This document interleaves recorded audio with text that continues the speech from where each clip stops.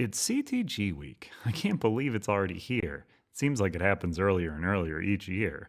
But before I check out that live stream, I just want to reminisce with some cherished memories.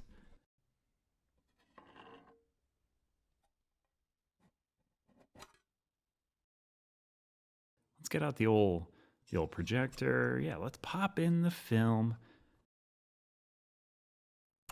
Watch my stories the way I always do by staring right into the shiny part. Boy, golly, that's bright. Oh, Hoplomachus Victorium Remastered, Pandora's Box expansions. That was last year? Seems like ages since we released a brand new way to play both games with breathtaking new artwork, vicious new monsters, and modes that let you take to the water and the prison cell. What a game! I think that's still available for purchase now on our website. Oh, The Elder Scrolls Betrayal of the Second Era? That came out in 2025? Well, I guess it makes sense why it's been appearing on so many people's top games of 2025 lists then. This one's definitely my favorite CTG title. No joke. I sure hope they plan to make more. Oh yeah, they already did. They made cheese. This was a whole set of cheese items for April Fool's Day. What a good bit. These are huge dragons. There's no way those could fit in the palm of your hand. Wait, they do? Oh yeah, that's Dragons of Etchinstone. I love playing that one when I take to the sky in an airplane. Oh man, I'd recognize this pile of neon anywhere. It's rough. I've been hearing so many good things about this one online lately. Asymmetrical area control that I can play in around an hour? Sign me up. I think I'll swing by the CTG website to pick up my copy today. I sure hope they make some more of this one. Oh, they are? That's great news. I can't wait for that campaign this summer. Is that Fight 5? I love that game. It's like War, but better. Wait, that sounds a bit reductive. It's like War with actual strategy and choices, but still simple enough to teach the whole family in 5 minutes or less. Oh yeah, I can be a chef in the Elder Scrolls. Yeah, that came out for Gen Con last year. That's great. That would go really good with that cheese pack from earlier. I think I'll pick them both up today. This year was absolutely packed. 20 strong Tanglewoods, red, white, gold, rose, and Baba Yaga. All of them came out? That's so many. I can't believe they keep finding new ways to iterate on the 20 strong system, and I can't wait to see what they're planning for the Awaken Realms decks. What? More Elder Scrolls? That's right, there was a second campaign where we added 2 new regions, a bunch of skills, and... Is that Vampire and Werewolf? Wowie zowie, I better make sure to late pledge on the Heroes of Tamriel campaign so that I can get it as soon as possible. Whew, and it looks like that's it. What an absolutely packed year. I can't believe all that came out last year, and I can't wait to see what's coming up in 2026. In fact, maybe I should go ask those 2 Joshes about it. Hey guys? Guys?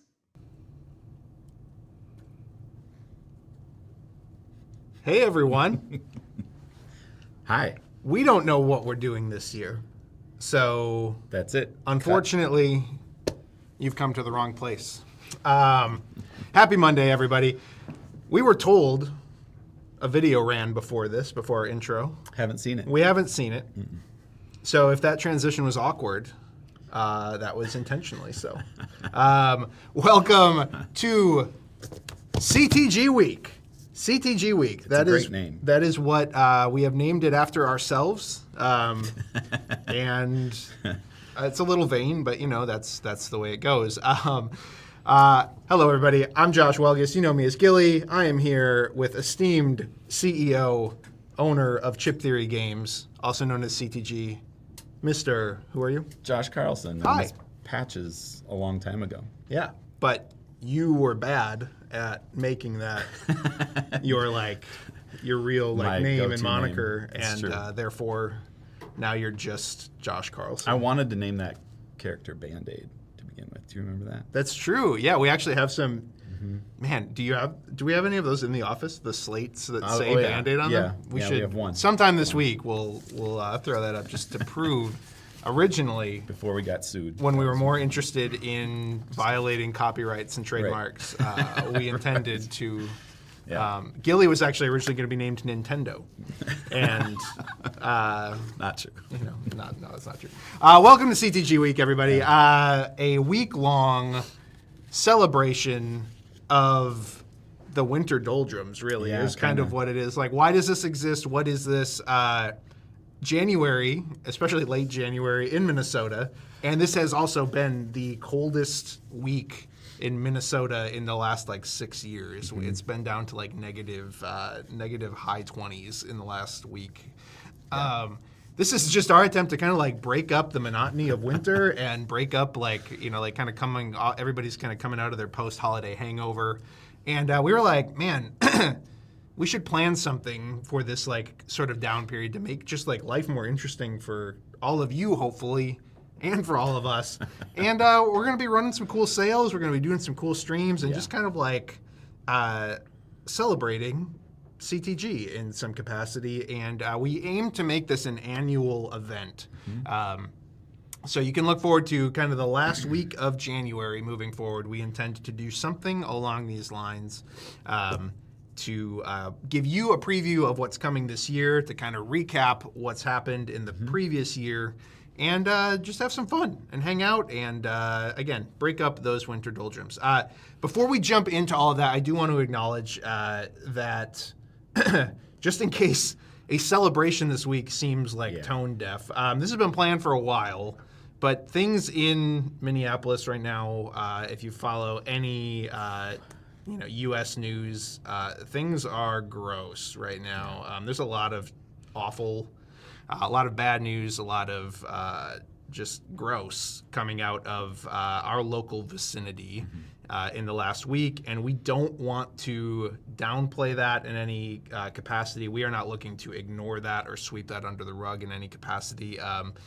Things are gross, and we have a whole bunch of employees who either live in close proximity to a lot of the stuff that's going on, or have participated in some of the like protests and that kind of thing that have been going on, and it's affecting all of us in various ways. We've always felt like it's our job to entertain folks, to provide some escapism for folks, to provide some entertainment, and hopefully some, lighthearted, just fun in life. That's what we do. That's what we come to work every day to do, to provide cool novelty entertainment for the world.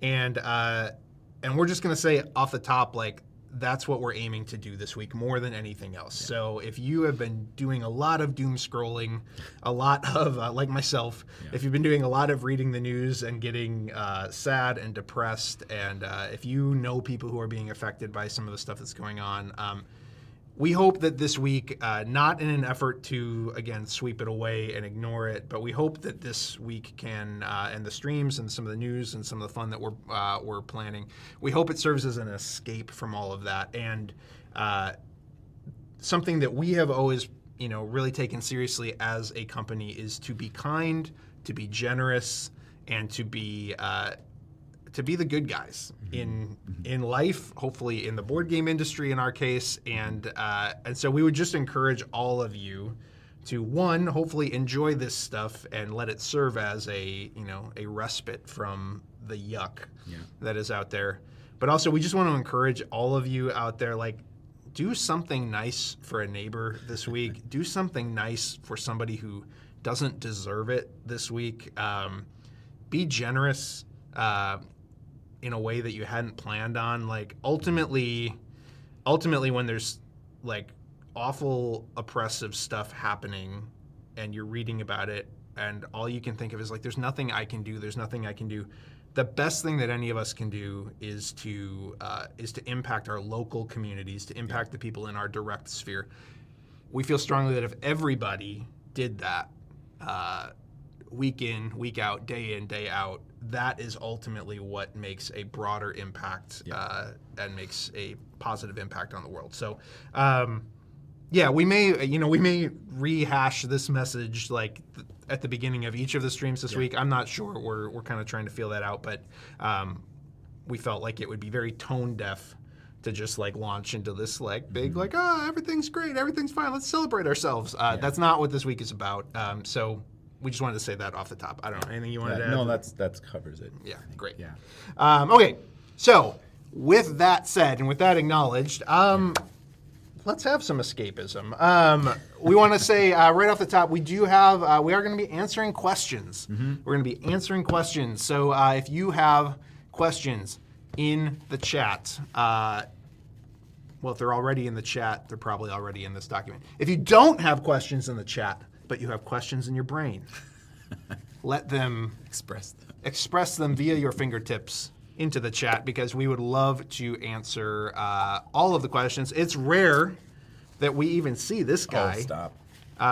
He is very, very camera avoidant, has a lot of anxiety about being on camera. None of this is true. We do have Josh Carlson here. Yay. He owns the stinking company and has served as lead designer on pretty much all of our biggest games. So please ask questions about anything and everything. This is a week to talk about anything CTG. So you can ask us or Josh specifically about anything CTG, and we will aim to answer it if we are able to. I want to really quick run down the schedule. Good call. Of what is happening this week and kind of what our streaming is going to be doing this week. So, number one, today we are kicking off CTG week. That's what this stream is about. Apparently, there's some weird game that is planned for after we're done answering questions. Santoro has not given us a heads up and his games. on what that's going to be. So hopefully that'll be entertaining. Tomorrow is a focus on Neon Knight and Jump Masters, which we have not revealed at all yet, aside from a really awesome little preview and disclaimer page. If you go to chiptheorygames.com/jump, you can check that out right now. And the follow page on GameFound should be launching hopefully today, but tomorrow at the latest. It's been submitted for approval. We're just waiting for GameFound to give us the thumbs up on that, and you'll be able to follow the campaign as we prep for that coming up early in February. It is launching on February. There's 10s and 12s and 14s. 11th, 10th. And every time I think that I have it memorized, I am wrong.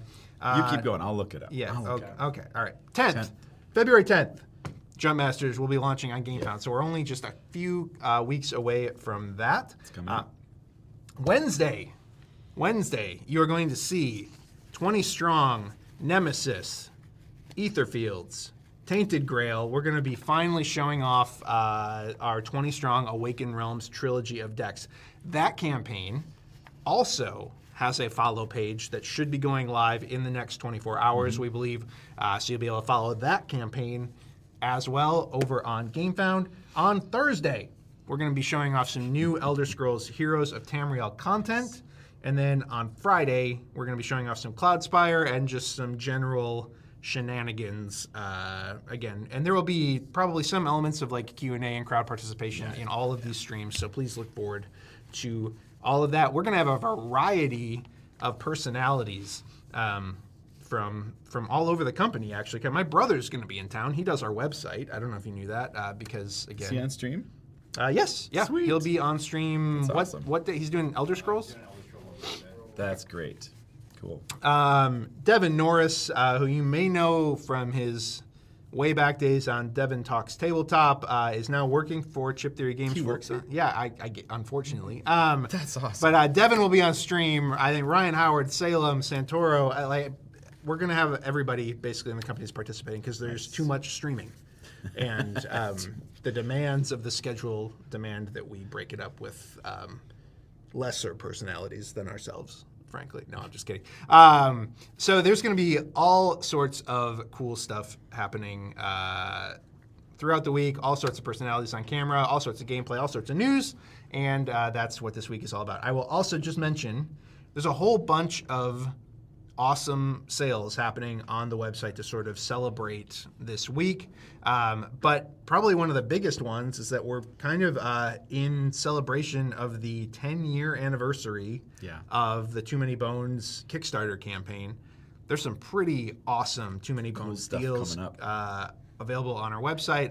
Riffle is available this week. Again, we're kind of like making Riffle a little bit less exclusive each like passing month, just as we move toward this year and throughout this year. So check out all of that stuff. If you buy a Too Many Bones base game, you can get a free Rage of Tyranny and a free expansion Gearlock.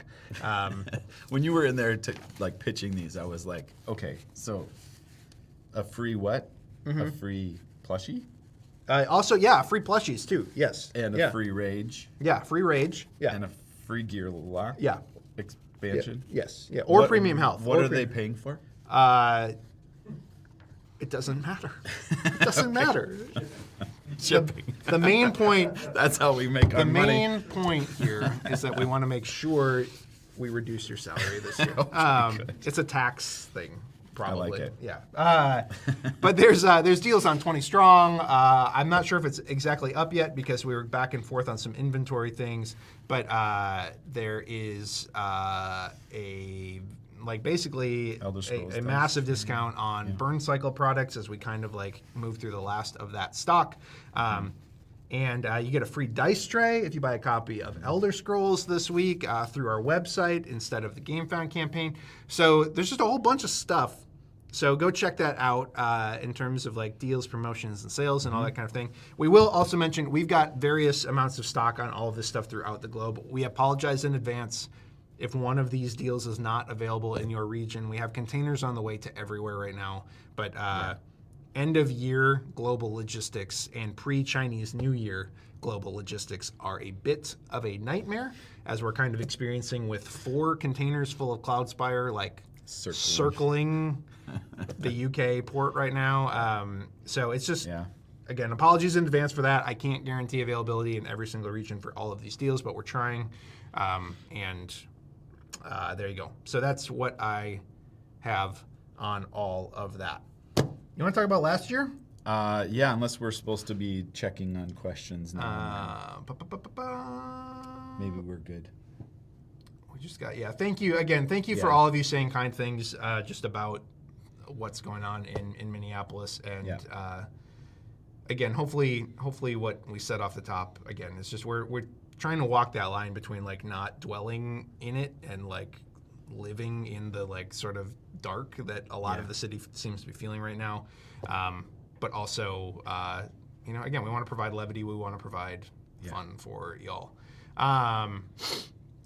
Actual questions. No promotions for Cloudspire? No, and that's largely because we're not done fulfilling the Harbinger campaign right now. And also, the Harbinger stuff technically hasn't really been released yet. And so generally on new release stuff, like truly new release stuff, we don't run promotions because that is like one of the best times to sell it at full price. Sorry. That's the thing.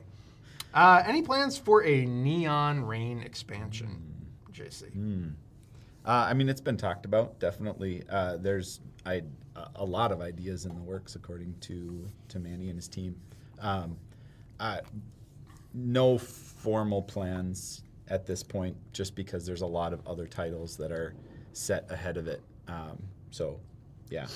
Kind of been watching that one to see also how it's been received, and if we felt like it would be like the game feels worth it to expand, but it does relate to sales and whatnot. So on the Jump Masters campaign, we will be kind of giving a secondary push to we don't generally make a lot of other franchises available in the Pledge Manager of other campaigns, but with Neon Knight, as we're kind of trying to get that off the ground, and with its limited number of SKUs, on the Jump Masters campaign, we will be making Fight 5 and Neon Rain available in the Pledge Manager, which will hopefully bring some new eyes and some new sales to those properties.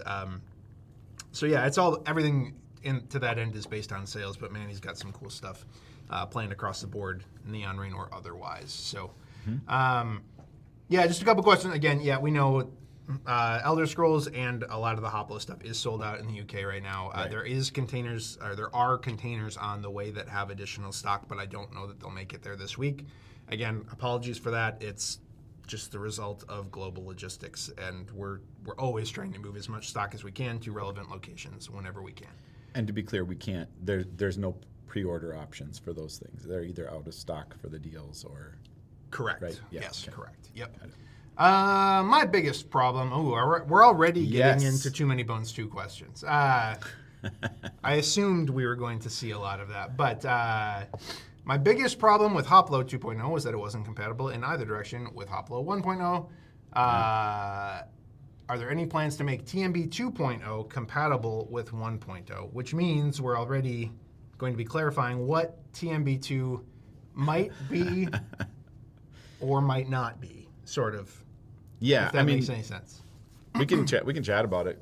There's a real importance to separate them at this point. So we did what we wanted to do with TMB1, and while there's a part of me that would love to make anything we do in that universe in the future to make it somehow connected, and there will be a connected portion. It's just not going to relate to like playable gear locks in future content. So, but with that said, I think there's some really cool ideas brewing that is going to probably make you want to get your old gear locks out, and we'll reveal that a bit more as we go through this year. Again, we're kind of trying to celebrate the old and also usher in the new. Leading up to potentially the end of this year, but we're probably going to stop short of like promising what's happening in the fall exactly. But it is the kind of the 10th anniversary, so we're definitely going to be celebrating Bones in a number of different ways, and then slowly transitioning into like the future of what we're working on. So again, lots to talk about, probably incrementally throughout the year. Yeah. on that. Yeah, so just to be clear, we're not going to be revealing much of anything about what TMB2 is or isn't. Again, it is still in like a heavy developmental state. But I will say the one thing it is not is a re-release of existing Too Many Bones Right. with like fresh artwork, fresh skin. It's not a new edition of Too Many Bones in any capacity. Nope. What we are aiming to do with Too Many Bones 2, in the same way that we aim to do this with Elder Scrolls, is not to just make a like updated, different version of Too Many Bones. It's to create a completely new, like, I guess in business you might call it a new vertical, but a new sort of twist on the IP that stands entirely on its own as a brand new like line in the CTG universe. We are not looking to make your old Too Many Bones content irrelevant in any way, shape, or form. Right. Too Many Bones 2 working title will have new ideas, new mechanics. It will not play the same. It will be a different experience, but it will be set in the Too Many Bones universe. So to that end, this question isn't really the same. With Hoplo, it was, Victorum was an iteration on existing Hoplo mechanics, and then Remastered was a new edition of the old Hoplo content.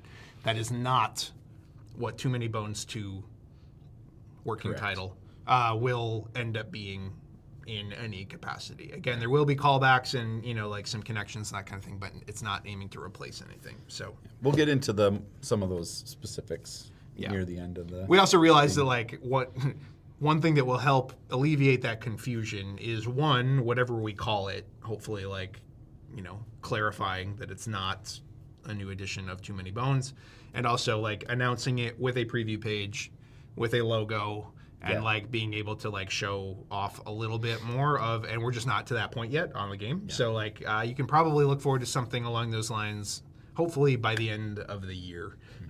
But there's a ways to go. It's still in we've referred to it as being in an embryonic state for a while. It's probably a little bit further than an embryonic state at this point, but it's still early. It's still very, very early in that regard. So anything else you want to say on that? Later. We can. Later. Yeah. Okay, cool. Do you have any more in-hand games in the pipeline, like Dragon's Fetchstone? Not right now. Not right now. Actually, Joe Clipful, designer of Dragon's Fetchstone, messaged me this morning to let me know that one of the other games we were kind of side-eyeing a little bit and keeping in mind, Behold Rome, is being signed by a different company. Okay.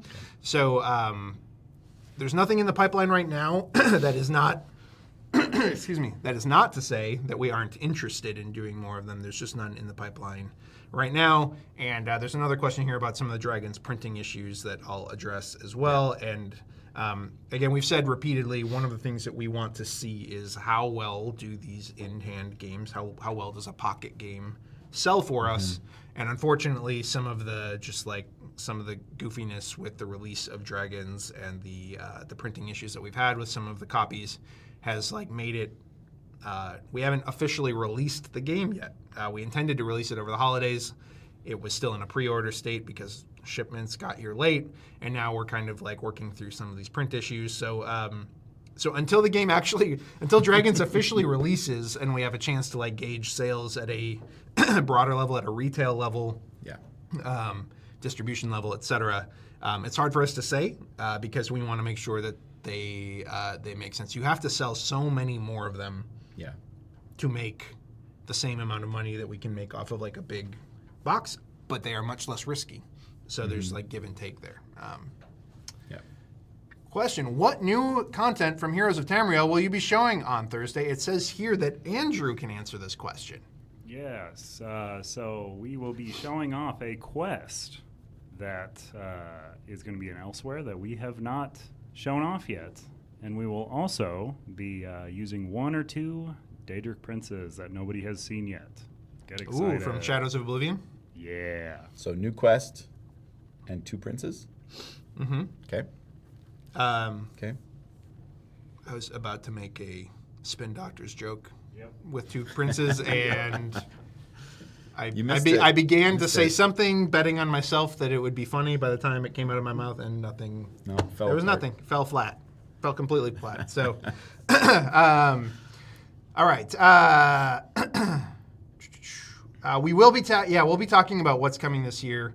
Just a question about Jump Masters and Strategists. Okay. I don't know the answer to that, so I'm not going to attempt to answer it on stream. Again, working through because the Jump Masters campaign will be under the Chip Theory Games GameFound account, but it is a Neon Knight title. We haven't really talked at length about all of that yet, so we will aim to clarify that on the page. Question: 20 strong burn cycle? Question mark. Yes. Answer it. Yes. Coming. Eventually. Probably. Eventually, probably. There's been rumblings. Have you played 20 strong burn cycle? I have not. Yeah. I have. You have. I have. I have not yet.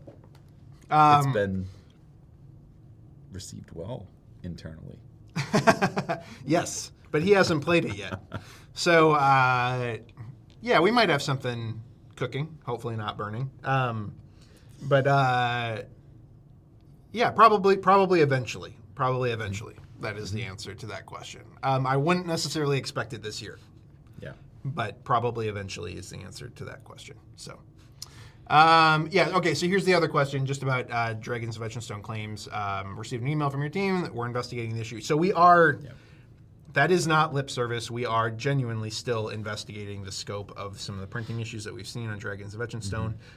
Again, literally the best thing you can do if you're having any issues with your cards is to send us a ticket.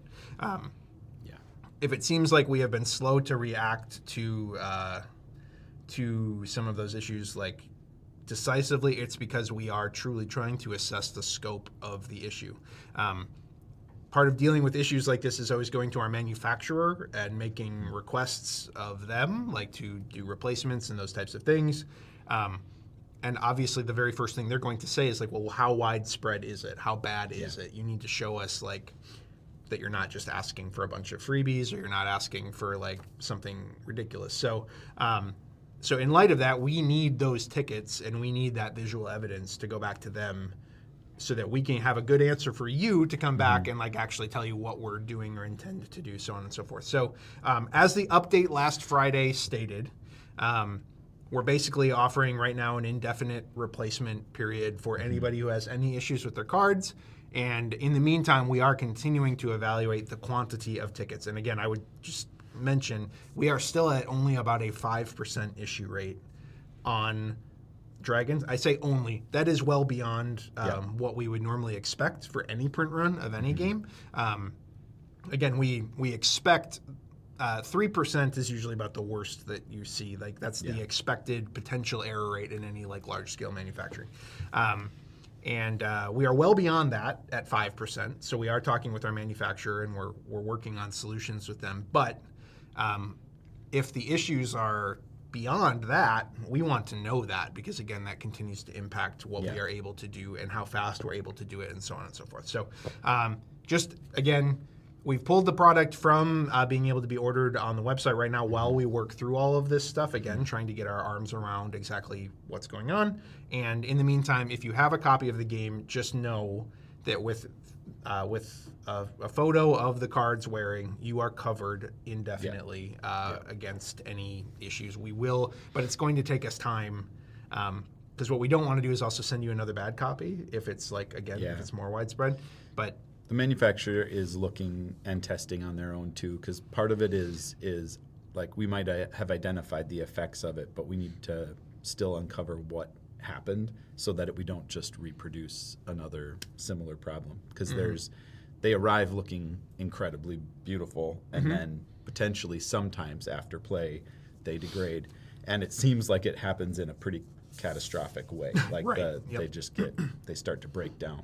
So either the foil or the card edges. So you should be able to determine that fairly quickly with your cards. And so like you said, we're just going to keep that form open, keep collecting information, but also not wait forever so that we can get something reprinted, because we've like we've said in the update, we've done a lot of dark background cards with this manufacturer. They've done excellent. They've all had foil, so like we know we can do it successfully, or that they can.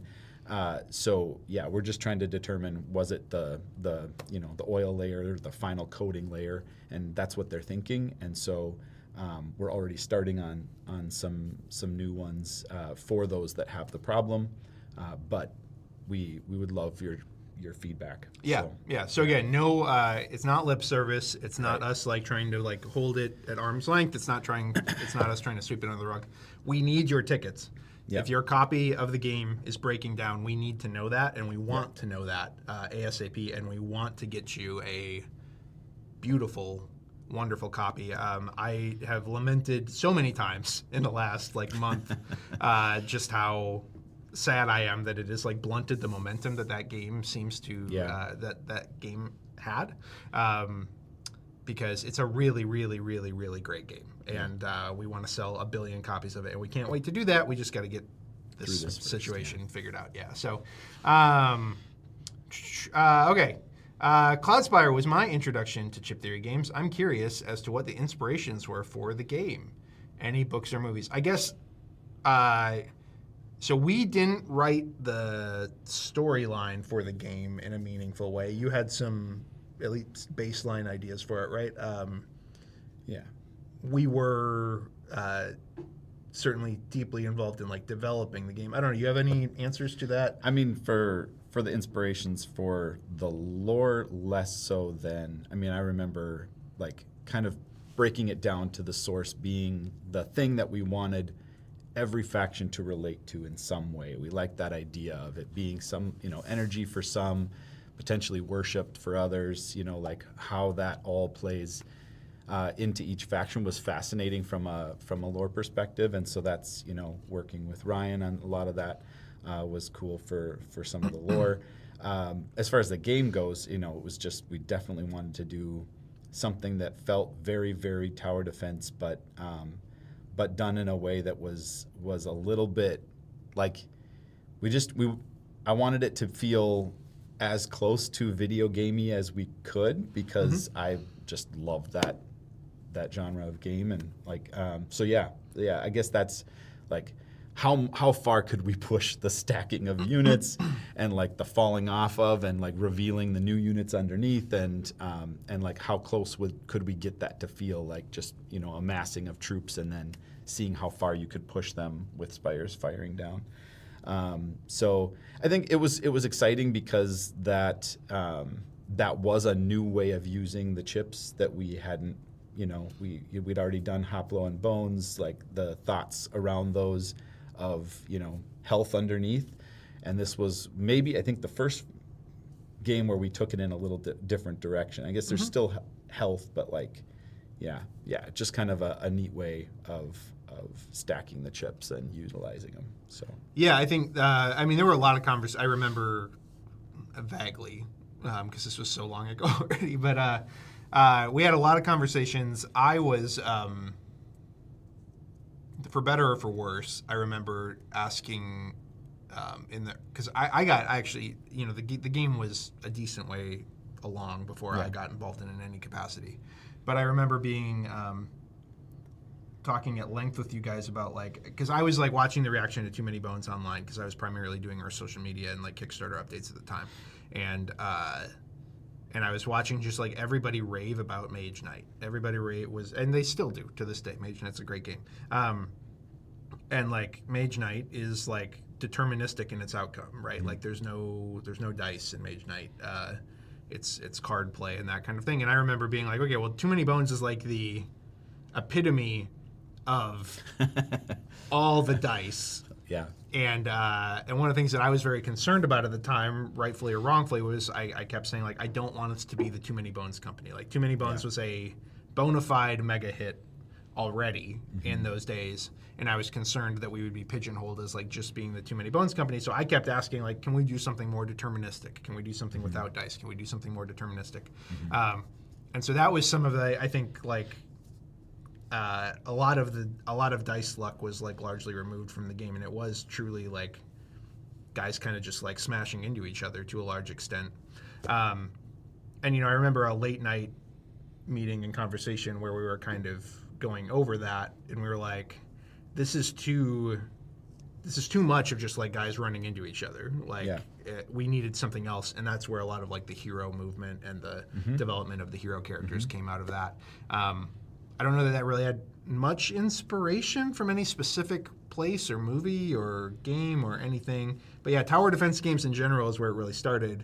Yeah. And then we moved it in a more MOBA-centric direction, largely just for the sake of having more player agency and having it feel less like a programmed outcome, just smashing into each other. So yeah, I think we've talked about it before, but just the Warcraft 2 map mods and stuff like that was where it very much started, was where you kind of structure lanes and just push troops toward each other, and we had our little orc heroes, and so that probably feels the most purely close to representative of what was in our heads when we were coming up with it. Yeah, I don't even know if MOBA is the right.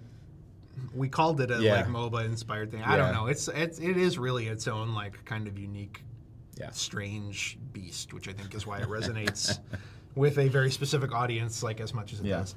This is a question from our artist, Federico. Hi, Federico. Hi. If you're watching still. So Federico lives in Europe and is from Italy originally, though I believe he's living in the Netherlands now.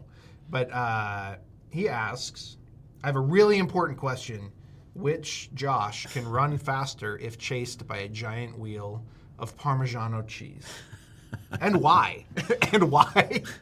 Being chased by, or is this one where you're chasing it down the hill? Because I've seen those videos. Oh, this sounds like we are being chased. Okay. We are being chased. So kind of like those Zorb ball things that they roll down and you run ahead of them and then they kind of roll over you. I don't know what you're talking about. Haven't you seen? No? I have. Thank you. Yeah. Thank you. It's a real thing. I don't run That's what very I will fast. picture in my head when I'm trying to answer this question, at least. I don't know which of us can run faster. I do know I don't run very fast. So, When incentivized by a giant cheese wheel, though. do certain cheeses move at higher speeds? Is there... Josh Schwartz is in the chat. Josh 3 says it would be him. So just It would so be you know. him. That's... Chiming in. I don't know. I don't He's know. way more confident than you two are. Josh Schwartz, who manages our warehouse and is in the chat, not managing a warehouse right now, interestingly, is always just trying to make it about him. He really feels like, he was the third Josh at the company. I understand. I understand how that might make him feel lesser. And he is. That's all I'll say about that. He is. So But Josh, apparently he's the if you're only still in the one. chat, get warehouse managing, man. All right? No, Josh does a great job. Again, shout out to all of our fulfillment folks who they've been really killing it. Yeah. really endured a intense holiday season of shipping and fulfillment. Very thankful for all of you guys. And honestly, he does, manage a warehouse and moves around boxes all day. He probably is in better shape than either of us. To be totally Yeah, I honest. think he wins he that probably one. does. He probably would escape the cheese better. Is Jump Masters only 2-player plus? Yes. Only 2-player plus. It is Yeah. 2 to 4 Yes. player. It Yes. is not solo-able. It is not a solo game. And not that I think we're like moving away from solo games at all in any capacity. But I would say that one, Manny doesn't have a whole lot of interest in solo gaming. That's just his actually primary gaming aesthetic is dueling. Yep. That's what he loves. Obviously, Dice Throne is a dueling game, and he has had a major part in that. And we may, especially when it comes to like Manny's designs and that type of thing, like I think we will probably be pushing a little bit away from even attempting solo on a lot of that kind of stuff, unless it fits really cleanly into things and is like very, very natural. I think, looking back at like Roth solo and co-op, which has been, kind of received mixed reviews compared to the PvP, which is being like raved about and people seem to really love. I think if we could go back and redo that over, we probably just would have leaned a lot harder into the PvP stuff and not tried to force solo. But when we are Chip Theory and we're so known for our solo stuff, it's like it feels like sometimes it feels scary to like tiptoe away from solo because so much of our audience is like really clued into and tuned into what we're doing on the solo front.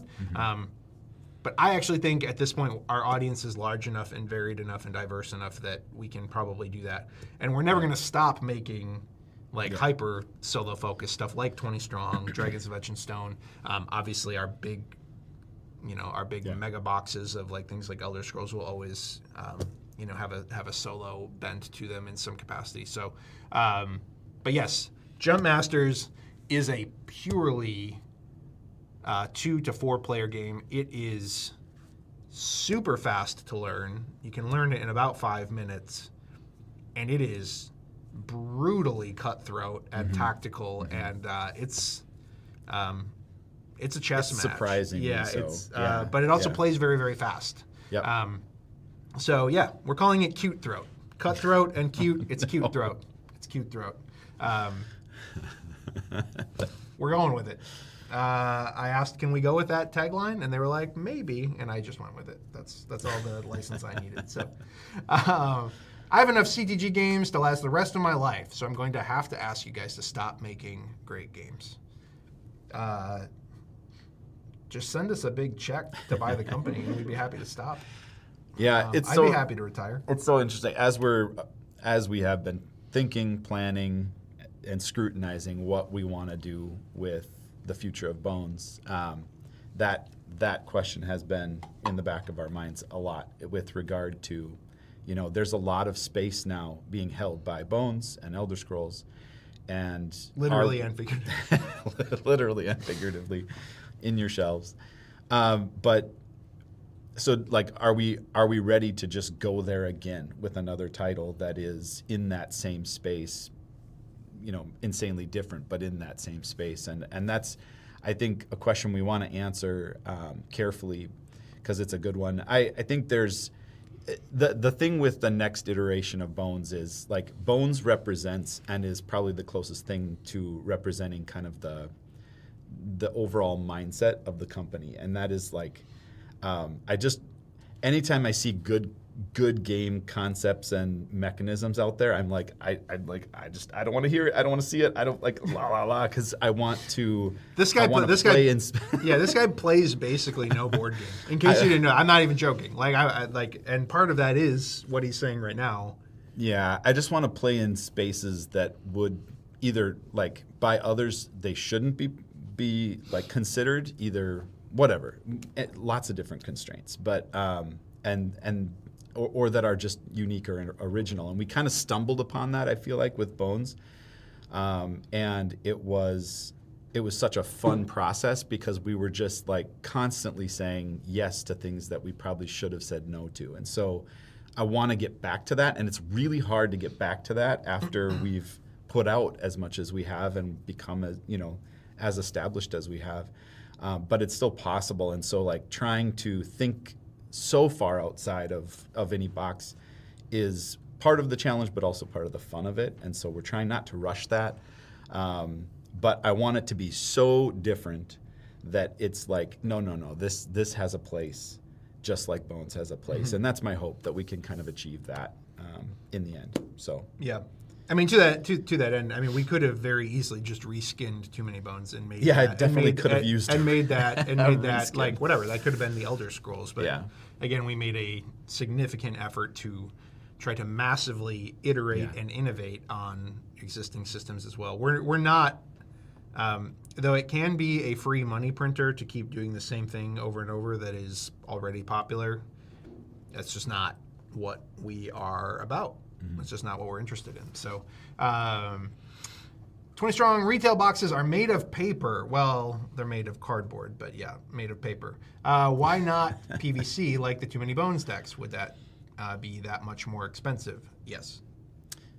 Yeah, and the primary reason we're not with those is just trying to get into a much more affordable space with that. Yeah, 20 Strong has been very much, and it's already, even a little bit more expensive. The core sets are, what, 30, 35?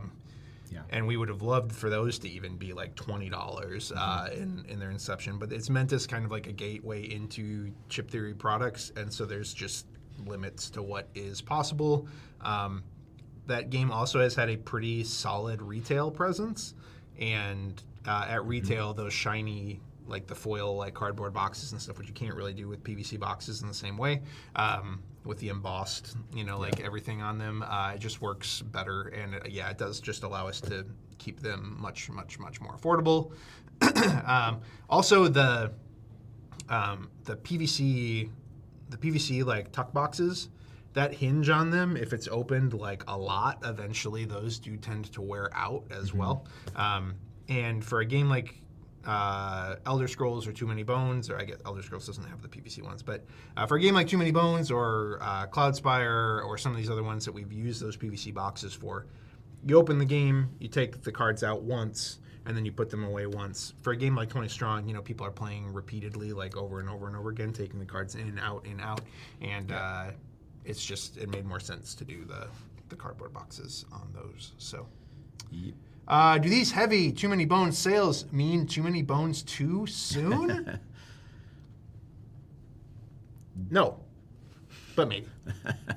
Again, the heavy Too Many Bones sales really, again, is like, this is part one of what will be a year-long celebration of Too Many Bones. There's cool Too Many Bones stuff coming throughout the year, from announcements to just other stuff. And this sale is that we're running during this week, that's very, very aggressive. That's like much more aggressive than probably what we've ever done before. Is kind of like step one in celebrating this franchise for the entire year. Yeah. Whenever the Too Many Bones 2 campaign runs, you can also expect a similar like fulfillment timeline to most of our campaigns, meaning even once the campaign runs, you're probably looking at least another year before it delivers. I think you can expect to see things about Too Many Bones 2 soon-ish. Again, heavy on the ish there. But the game itself is like, it's not coming this year or anything along those lines. So, yeah. Any Roth expansions in the coming year? Is there anywhere I can find the dimension? Oh, that's two separate questions. Okay. Let's start with the Roth question. Okay, which before we answer questions about Too Many Bones. Yes, I mean, yes, that was a big question mark for quite a while on, but with the receipt of, just because we wanted to see again, how does it land in the industry, and how are people feeling about it, and it's been a real positive receipt. So especially the PvP. So we wanted to celebrate that and lean further into it. Not going to give a name yet, but there is something coming. We have a couple different. I mean, we can talk about it. Like, it's an interesting. Manny won't care. So on the last stream, on the last Q&A stream, if you missed it, and you probably did, because there's only a handful of folks that watch these. But I did announce that yes, coming this summer, we are running a. Sorry, every time I use any word that starts with R. When I am talking about visualize it Roth, with the I am W, visualizing don't you? it with a W in Yeah. my mind, and I smirk. I think I like my brain smirks anyway. And when you said receipt, I was like, I'm like thinking about the updates that I'm going to write that start with W. But we will be running a follow-up campaign for a expansion. Again, still debating whether it's a standalone expansion, expand-alone, whatever you want to call it, or if it's just a straight-up expansion to Roth. We have a couple working titles that Manny is really wanting to do. I don't know. Can we say that? We can. It's CTG week. We can say whatever we want. The working title is potentially Ruin or potentially Wreck. And Manny thought it would be really funny if we did Wreck, but without the W, which I also think is really funny, but also think might be terrible for like search engine optimization and and it's brand just, awareness. It's so inside, for those that don't know, it will like not make sense at all. But I love the idea of you having to keep track in all updates to drop the W when there's a WR, but add a W when there's just an R. Right, because that would be the joke. It'd be like, if I use the word wrong, I would start dropping the W off of that. But I would continue to add a W to words that start with R.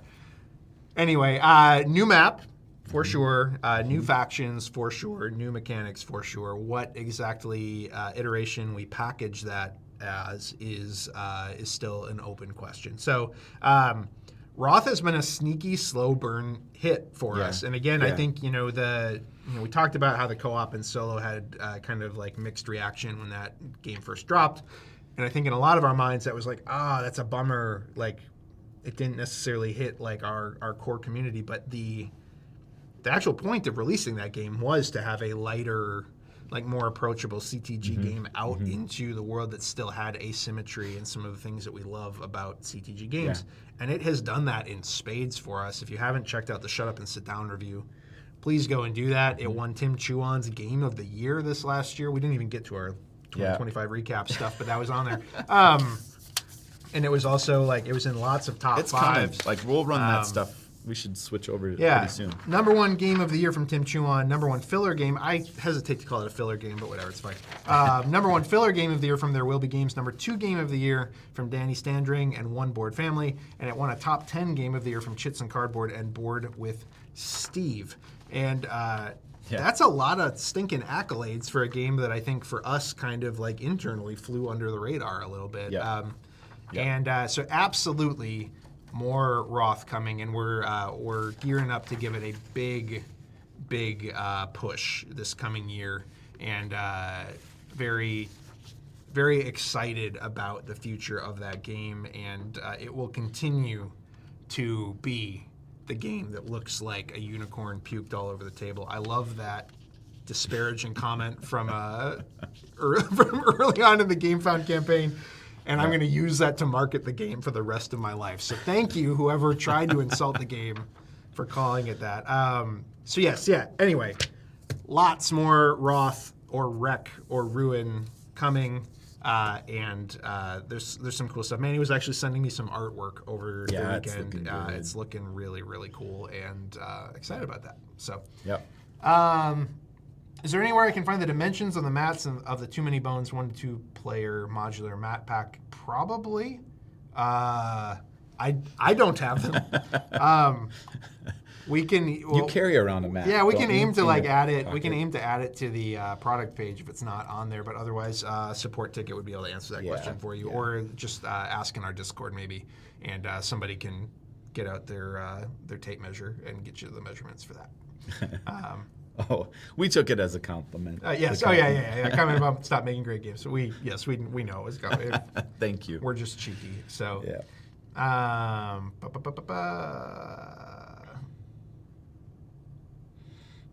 Oh, just so some commentary from our marketing chat that I am not privy to looking at right now because I'm looking at these questions. If you're having any troubles with the 20 Strong bundle on the website, on any given 20 Strong item page, you're going to want to scroll down and you should see a 20 Strong mix and match bundle section. Okay. You have to build the bundle for your 20 Strong stuff in that section. It's a limitation of the Shopify plugin we're using for like building your own bundles in order to not create a brand new SKU that makes you go somewhere else to order it. Scroll down, find the mix and match bundle. You'll be able to add it. Yeah, it won't trigger just by adding 5 things to your cart. Correct. Yes. Yeah. Yes. Correct. Okay. Hello to 2 of the very few Joshes I can tolerate. Wow. Aw. I noticed you did not call out Josh Schwartz in that. You were saying hello to us. So, Sorry, Josh. I don't want to, make assumptions, but seems pretty obvious what you're saying there. When will CTG? I have a feeling this is probably from a friend of mine. When will CTG be announcing a deck-based racing game? That's on me. When he That's gets on off me. his butt. Yeah, and when I makes get off my one. butt to actually finish making it like fully playable, then Then maybe we'll have somebody will consider it. I have a racing game I've been noodling on for like 5 years at this point, and I still don't have it in a playable prototype state. It's close, but it's not there yet. So Every year we that's hear on me. about this racing. That's on game. me. It's really cool. It is really cool. If I ever make it playable.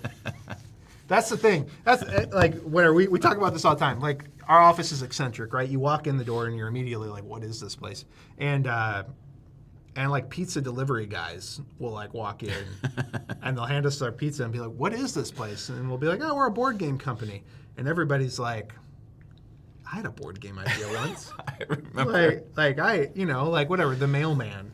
I had a board game idea once. My mom. Not my mom. My previous landlord from my apartment was like, "What do you do?" And I was like, "I make board games." He's like, "Oh, I have this game idea." I was like, "Okay, tell me it." Yeah. Okay, so you own this apartment complex. I was like, You charge people I see rent. where you're going. Yeah. I see where you're going with this. Yeah. So I just want to say to all of you aspiring board game designers out there, myself included, I'm talking to myself more than anybody, the idea is often the easy part. And that's what a lot of people don't understand. Like the hard part, the really hard part is sitting down and making the cards and making the board and like making it all actually work together. So, and that's what I haven't done on my racing game, and that is my fault. So that also doesn't mean we're ever eventually going to publish it. It's like, That's true. you can't even Is it good? You can't pitch a game if you can't play it. That's stupid. Like that should be obvious, but it's like sometimes with people you have to be like, okay, like can I play it? No, it's just an idea. Well, I'm not going to react to an idea. Sorry. All right. If you like this kind of content where we are self-deprecating and talk about my own inability to get games that I have ideas for to the table, if that's something you love, Oh no, is this a like and I think subscribe? it probably are you is doing something that? that you love. Please like and subscribe. Again, YouTube has become our biggest social media platform. We are so thankful for all of you that watch our content. The best way to let us know that you would like more of this content and you'd like us to continue to invest in pulling the most important man in the company away from his desk for multiple hours in a day to answer questions for you, please like and subscribe. That's all. All right. Related burn cycle questions. You mentioned burn cycle sales, but I don't see them. I just saw the marketing chat pop up. They just went live like 2 seconds ago.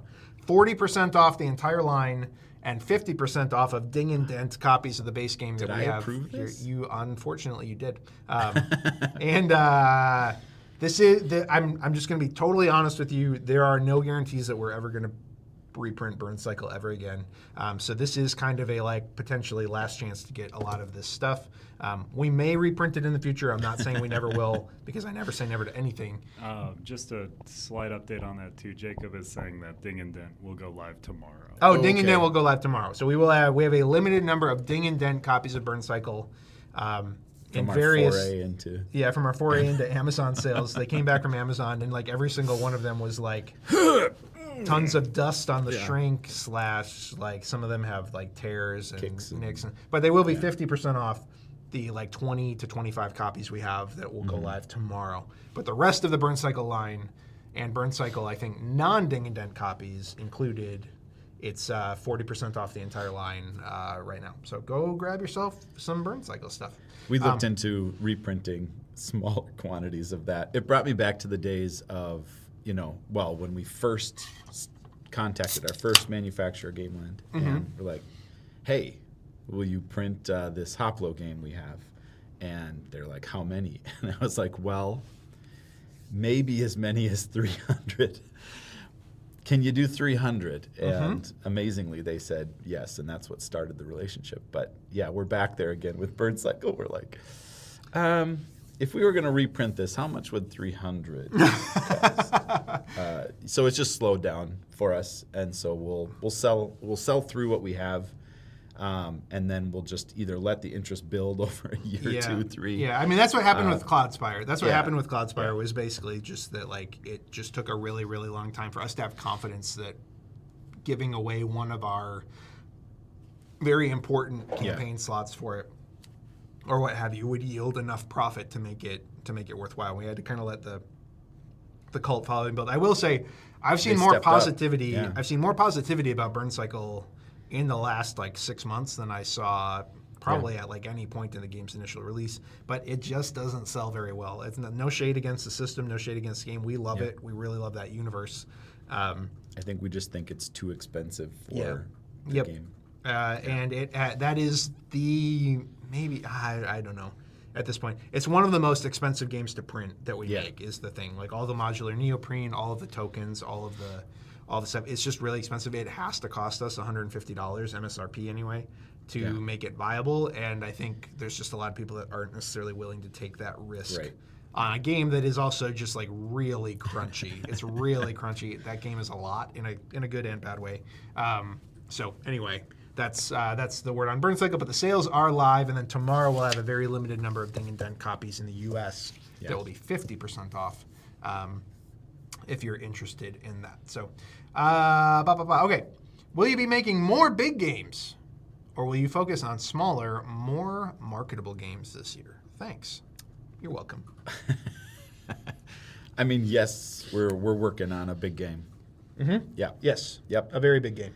Yep. So we're trying to split our campaigns up generally in the fall, and it won't follow this like perfectly, but generally in the fall will be the most ambitious game, because that one will then take us potentially 8 to 12 months to complete and get fulfilled. And so then in the spring and summer will be some combination of a mid-weight game and potentially a lighter game, or a trilogy of 20 strong decks.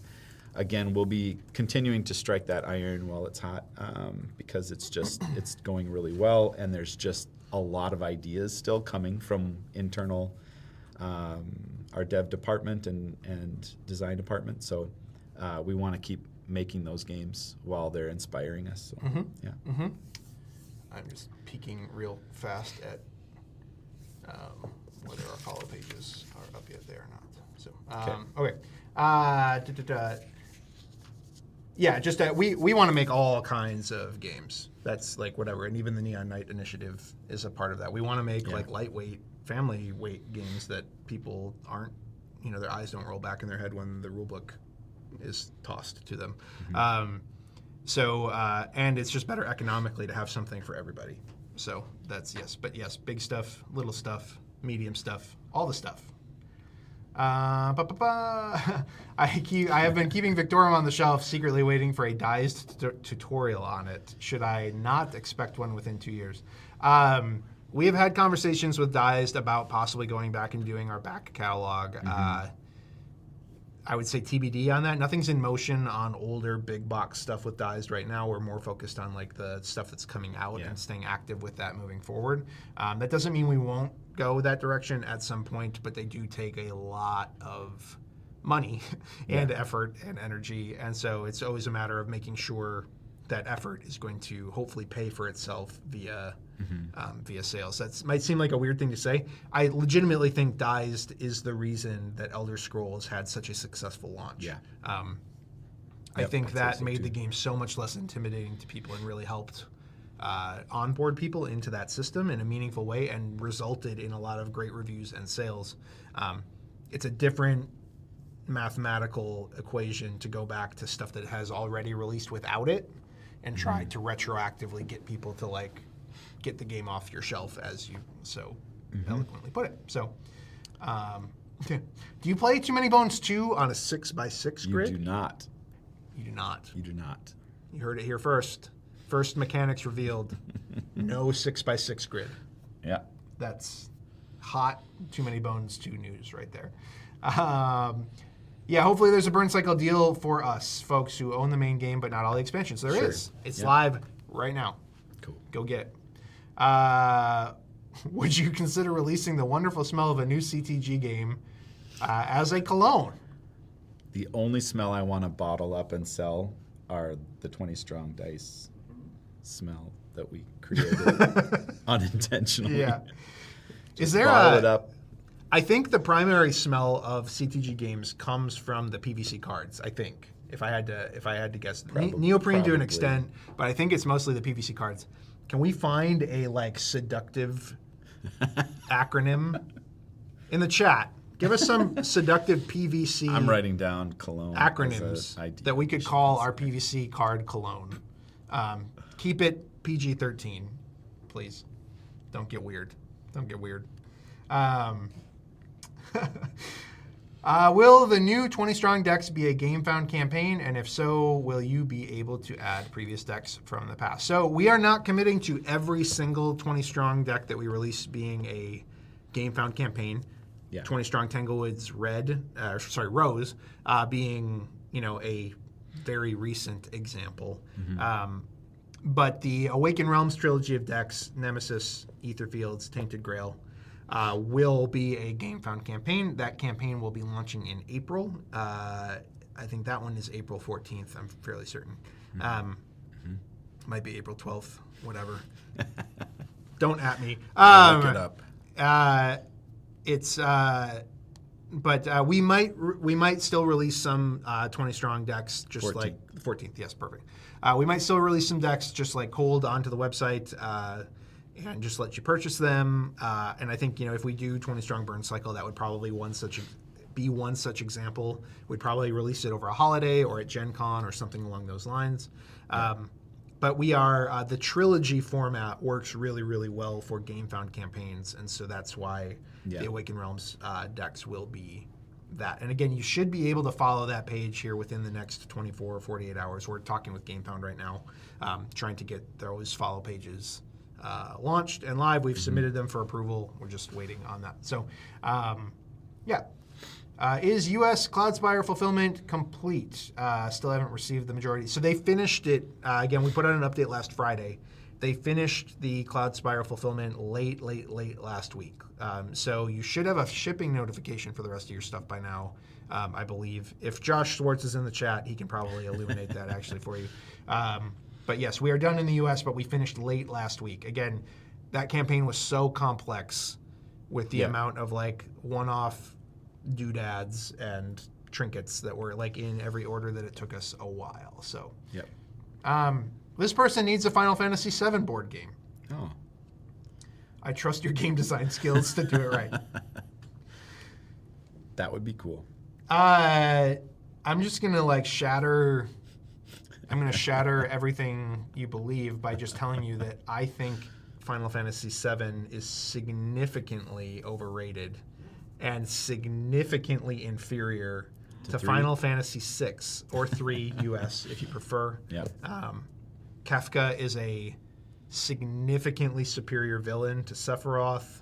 I could talk about this for hours. Can you use significantly a few more times? I think the Super Nintendo is a significantly better console than the PS1. I think that's all. That's all I got. We are not doing a Final Fantasy VII game. We're also not doing a Final Fantasy VI game, for that matter. That changes nothing about Final Fantasy VI's superiority, however.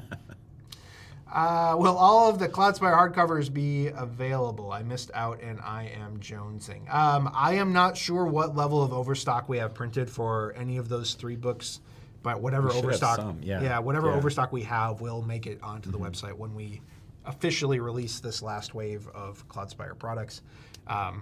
Again, European fulfillment just keeps getting pushed back on Cloudspire because of like port congestion and weird. Yeah.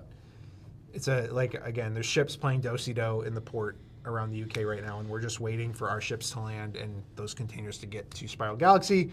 As soon as we have a relatively accurate estimate of when they will be done fulfilling, we will absolutely be releasing and taking everything out of pre-order, all of the Cloudspire stuff, and then I think those books should be available. CTG apparel. I'd love Josh's zip-up. That's mine. I was like, as I was reading that question, I was like, I'm wearing one. They're complimenting me. Then I looked over at you, and unfortunately, you're stealing my thunder. We talk about this, I feel like every other stream. We would love to offer CTG apparel, but we cannot afford to print like endless sizes and that kind of thing, and print on demand stuff while it is like adequate doesn't necessarily match our quality hopes and dreams for any apparel that we would want to do. When you build yourself up as like the sort of luxury gaming brand and then you sell shirts that wear out after like 3 washes, it's like we don't know. So we'll continue noodling on that and thinking about it, but I don't think you'll see it anytime soon again, just because it's challenging and we can't print like 100 of these. These are really expensive to be totally honest. So even when we offer them internally, folks have to pay like 50% of the cost. Like we don't just like give them away to employees, and even that sometimes when that comes out of my paycheck, I wince a little bit. It's not super cheap. Any roll or flip and write games you might be thinking of doing, Josh? No. Wow. That you just disappointed somebody big time. Gold Coast might be as close to. What is that? What? I don't know. What did you say? I said Mold Ghost? Mold Ghost. Moldy Ghost. That's what I said. He didn't say anything. You didn't hear it. He didn't just give a clue as to something that might be a secret project in the background. Right. So don't rewind the stream. But don't rewind the stream right now. Then you're gonna be watching with a time delay. That's gonna be weird. Like you want to be on the bleeding edge of CTG. Next question. Okay. Now that Cloudspire is complete, is there that they put it in quotes? That is not me being like, oh, it's complete. Okay. Now that it's fully play tested. Now that I've created a conspiracy theory accidentally. Is there any possible future games set in that same universe? Nothing in development right now. I will say I think Cloudspire is probably the most like unique and interesting universe we've created. It also, however, like Too Many Bones has the most like whimsical and fun universe that we've created too in some capacity. So possibly, I don't know. Again, as we've talked about a whole bunch, it's just always this game of like going back and doing more in universes that we've already created, versus that pull and that strong desire to create something really new and fresh and innovative and create a new universe that people love. Yeah. There is so much Cloudspire now out there that it's like, that is, we do kind of consider that a mostly complete thought. And we don't necessarily have a huge desire to like tell a bunch more stories in that universe right now anyway. But again, we would never say never. And I do love how varied and unique and just like Cloudspire, even looking at like the cover art and the factions and everything, it doesn't really look like anything else. It is very very much its own thing, which I think is really cool. So I don't know, maybe nothing in the works right now. Let's do another couple and then let's get to the retrospective. Fine. Just as a suggestion. You really want to look back on 2025. You're much more interested in the past than the future, I can tell. You all need to start a podcast. I love the background info on your games and processes. Cool. Thank you. We've talked about that, truly, and we may try to get something off the ground here in the next year. We'll see. Not promising that, but we're thinking about it. We've we've bandied about ideas for it many times in the past. Neon Knight is more of the deviation from solo, correct? I mean, I think you're saying instead of like your CTG stuff will always have solo. I would just say Neon Knight, I wouldn't expect solo in Neon Knight games. It doesn't mean it won't have it, because like Neon Rain has a solo deck.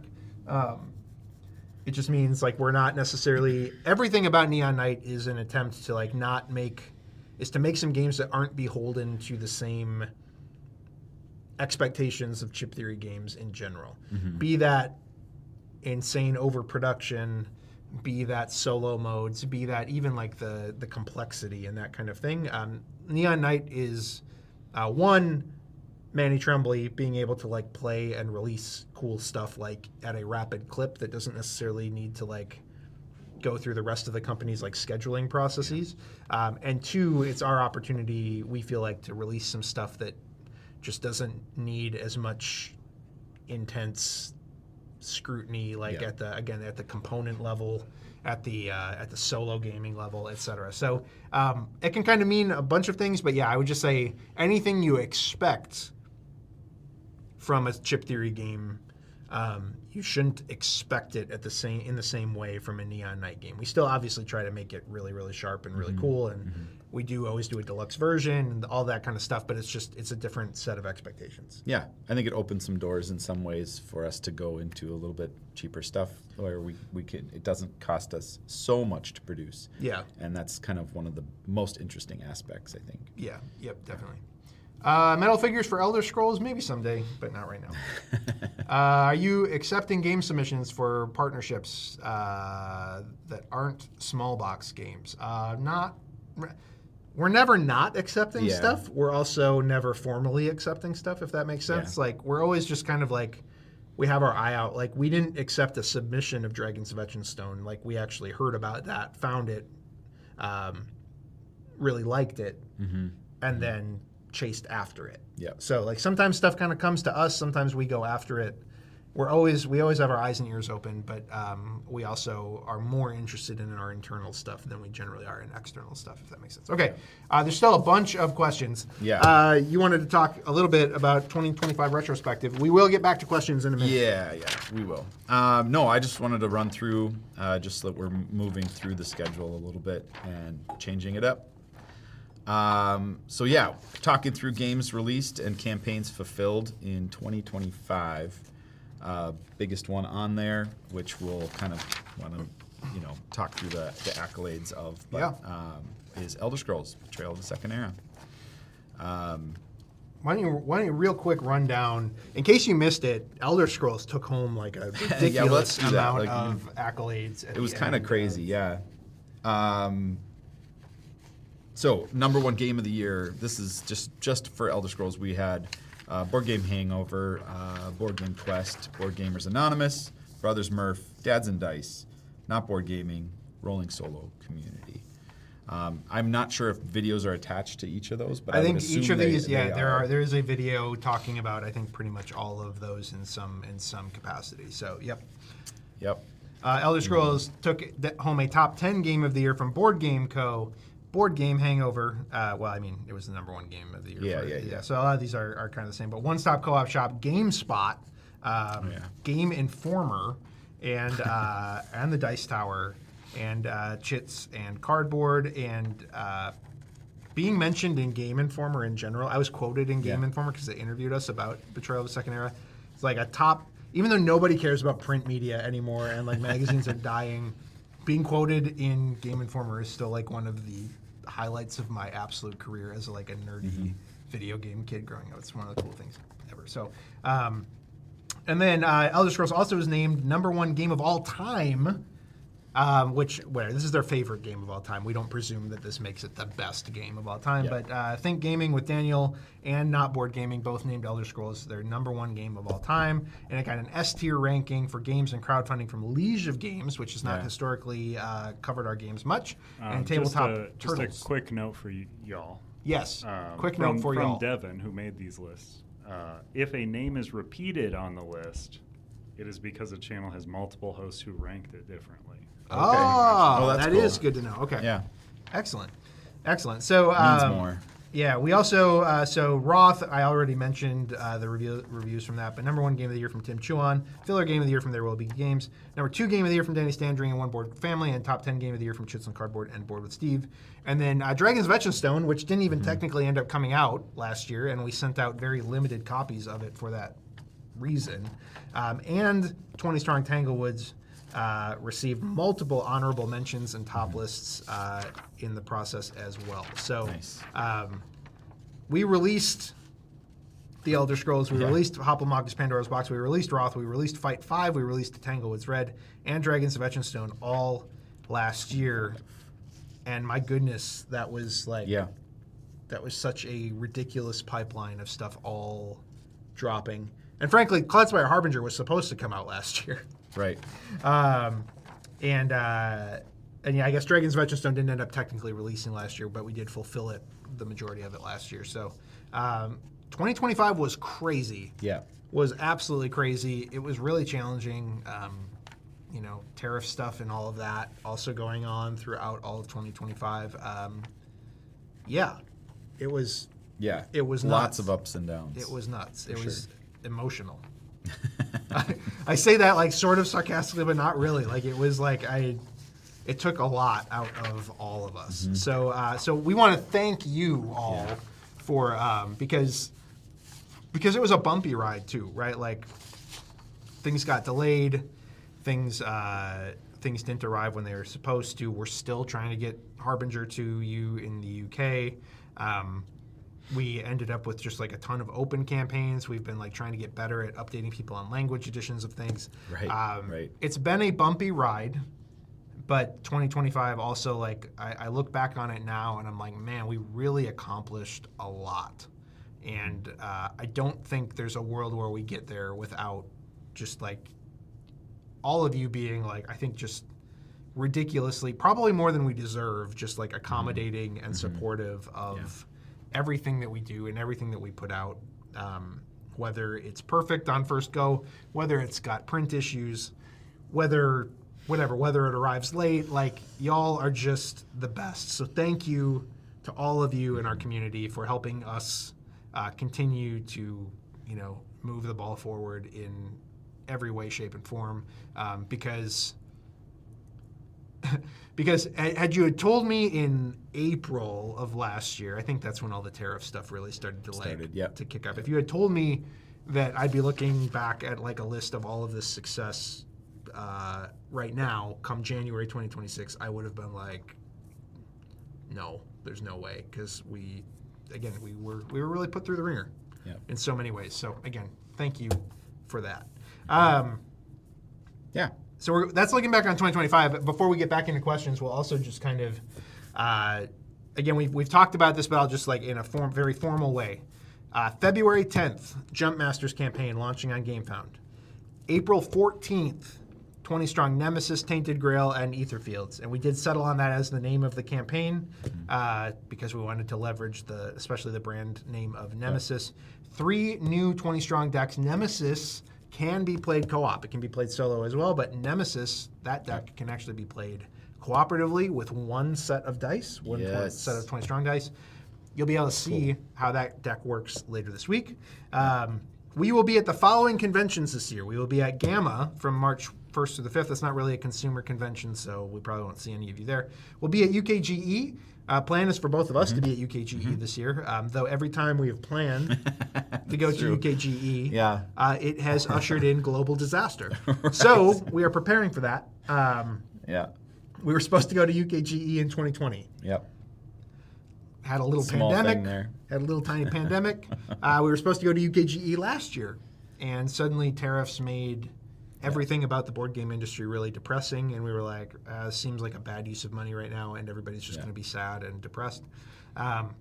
We're going this year, We are. and so far, local stuff that's happening aside, so far no global disaster, so we'll see. Gen Con is July 30th through the 2nd. We will be there. Hopefully we'll have a couple of releases at Gen Con also this year. And then we will also be at PAX Unplugged December 4th through the 6th. So those are the big conventions that we will be at. Again, not planning on any big presence at Essen this year. Still We may get back there again eventually with a bigger presence, but not right now. That's what we got coming this year. And then, yes, Roth. Roth will likely be or again, Wreck or Ruin or whatever we end up calling it. That campaign will likely be a July campaign. Yeah. That campaign will likely be a July campaign. No locked and loaded date for that yet. And then there will be a big thing in the fall that will be big.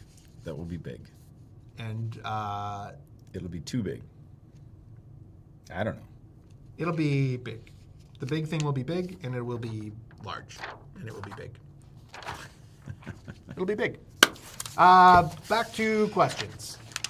I have never tried Hoplo Victorum, but I'm an avid solo board gamer. Can you sell me on it? No. Go watch some reviews.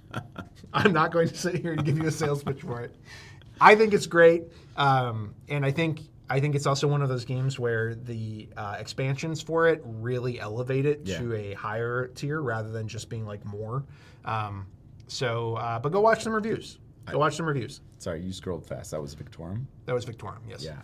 My one sales thing is that of all our solo games, that one to me feels like it is concentrated on making you feel like it's all about you and your decisions. Like from just even how the board sets up and the stadium seating and everything's kind of just like right there. And I really liked how that one came together from a design space, like literal physical design space aspect. And so, yeah, that's one thing there. Every time we come out with a new game, I think really it's cool. the most beautiful thing we've ever made. But that game, I think Victorum still might be the most, like, from an aesthetic standpoint, graphic design standpoint, the stadium seating with, like, the marbling on it still, it's just gorgeous. And, it is really all about the solo player. It is, for better or for worse, this wasn't an accident, this was intentional, but for better or for worse, it is, it is repetitive. It's a whole bunch of small skirmish tactical battles. And so if you like skirmish tactical battles that make you rethink your strategy at every turn because you're always reacting to the rules of the arena plus the units that you're fighting against, you're going to love it. You're going to eat it up. And if you're like, no, I need something different, like I need weird dexterity encounters and that kind of thing, something like Too Many Bones or Elder Scrolls is going to probably be more up your alley just because there's more mechanics, there's just more stuff going on in those other games. So. And it harkens back to, yet again, a video game, Gladius. What's the console that was from? That was on both GameCube, PS2, and Xbox, I believe. Xbox, yeah. But yeah, that one, just traveling to those different arenas and figuring out the different nuances to them was a big part of the inspiration there. Some TMB2 questions here. Again, working title. We don't have a formal title for this title yet. TMB space opera game. Also, will there be a DeLorean in TMB2, and will it be Back to the Future-ish? This is my chip theory, at least. There will not be a DeLorean. It will not be formally set in space. It could be some other things, though. I don't know. Anything you want to say on this seems to relate to time. Yeah, it sure does. This question. So we'll talk about it in due time. I didn't order the Guild Vault in the last campaign. I know I could late back it, but I don't know how regularly available it will be. It will likely be the type of thing, just like the Trove Chest, where we take limited pre-orders for it, likely during the holiday season, and then fulfill it in the second quarter of the subsequent year. So, and again, that has almost as much to do with warehouse space as anything else, because they're just giant monstrosities. We have limited warehouse space. Spiral Galaxy has limited warehouse space, and those are our two main fulfillment hubs. And so when we make them, we prefer to cross-dock them, meaning we like to take them off the container when they arrive, slap a label on them, and ship them right back out the door so that they're not taking up tons of space, because we just don't have space for them, and they're expensive. So, I think you can certainly expect to see them available probably every holiday season as long as demand continues to allow. So, or you can grab one on the current campaign right now. Yep. If I want to try Too Many Bones for the first time, where on earth do I even begin? How much or how little? I am a solo and multiplayer gamer, so I can go in either direction. I would start with the super sale that he approved. It's true. Apparently. Grab the base game. I don't think Yeah. you honestly I don't think you need any more than that to start. There's tons of content in the Too Many Bones base game. I think one of the reasons it has stood the test of time and is as well regarded as it is how much content is just in that base game box. Yeah. There's so much there. There's so much to explore. You don't need to go all in on Too Many Bones. But there is content forever if you try it out and love it. So grab the base game bundle that comes with a free plushie. Hey. It comes with Rage of Tyranny, which also is going to make the tyrants in your base game, it's going to give you an alternate version of them to try out. It also has a couple new day 1, 2, 3 encounters in there for the base game, which is one of the most oft criticized things about the base game. And then you can add a free expansion with that. So you can add another character. I would recommend Nugget or Gilly to start with if you want a easy to learn character. Or Gasket is another very popular one that is not too hard to learn. Or you could add something like Age of Tyranny as an expansion, which also increases your variety of day 1 through 3, that kind of thing. If you really want to, again, I don't think that's part of the promotion. I think it's just gear locks and premium health. But again, if you're really concerned about adding the most amount of variety, that would be where I would start. I would just start with that base game bundle that's massively on sale for this week only, and I'd go from there. That's what I would say. Yeah, good suggestion.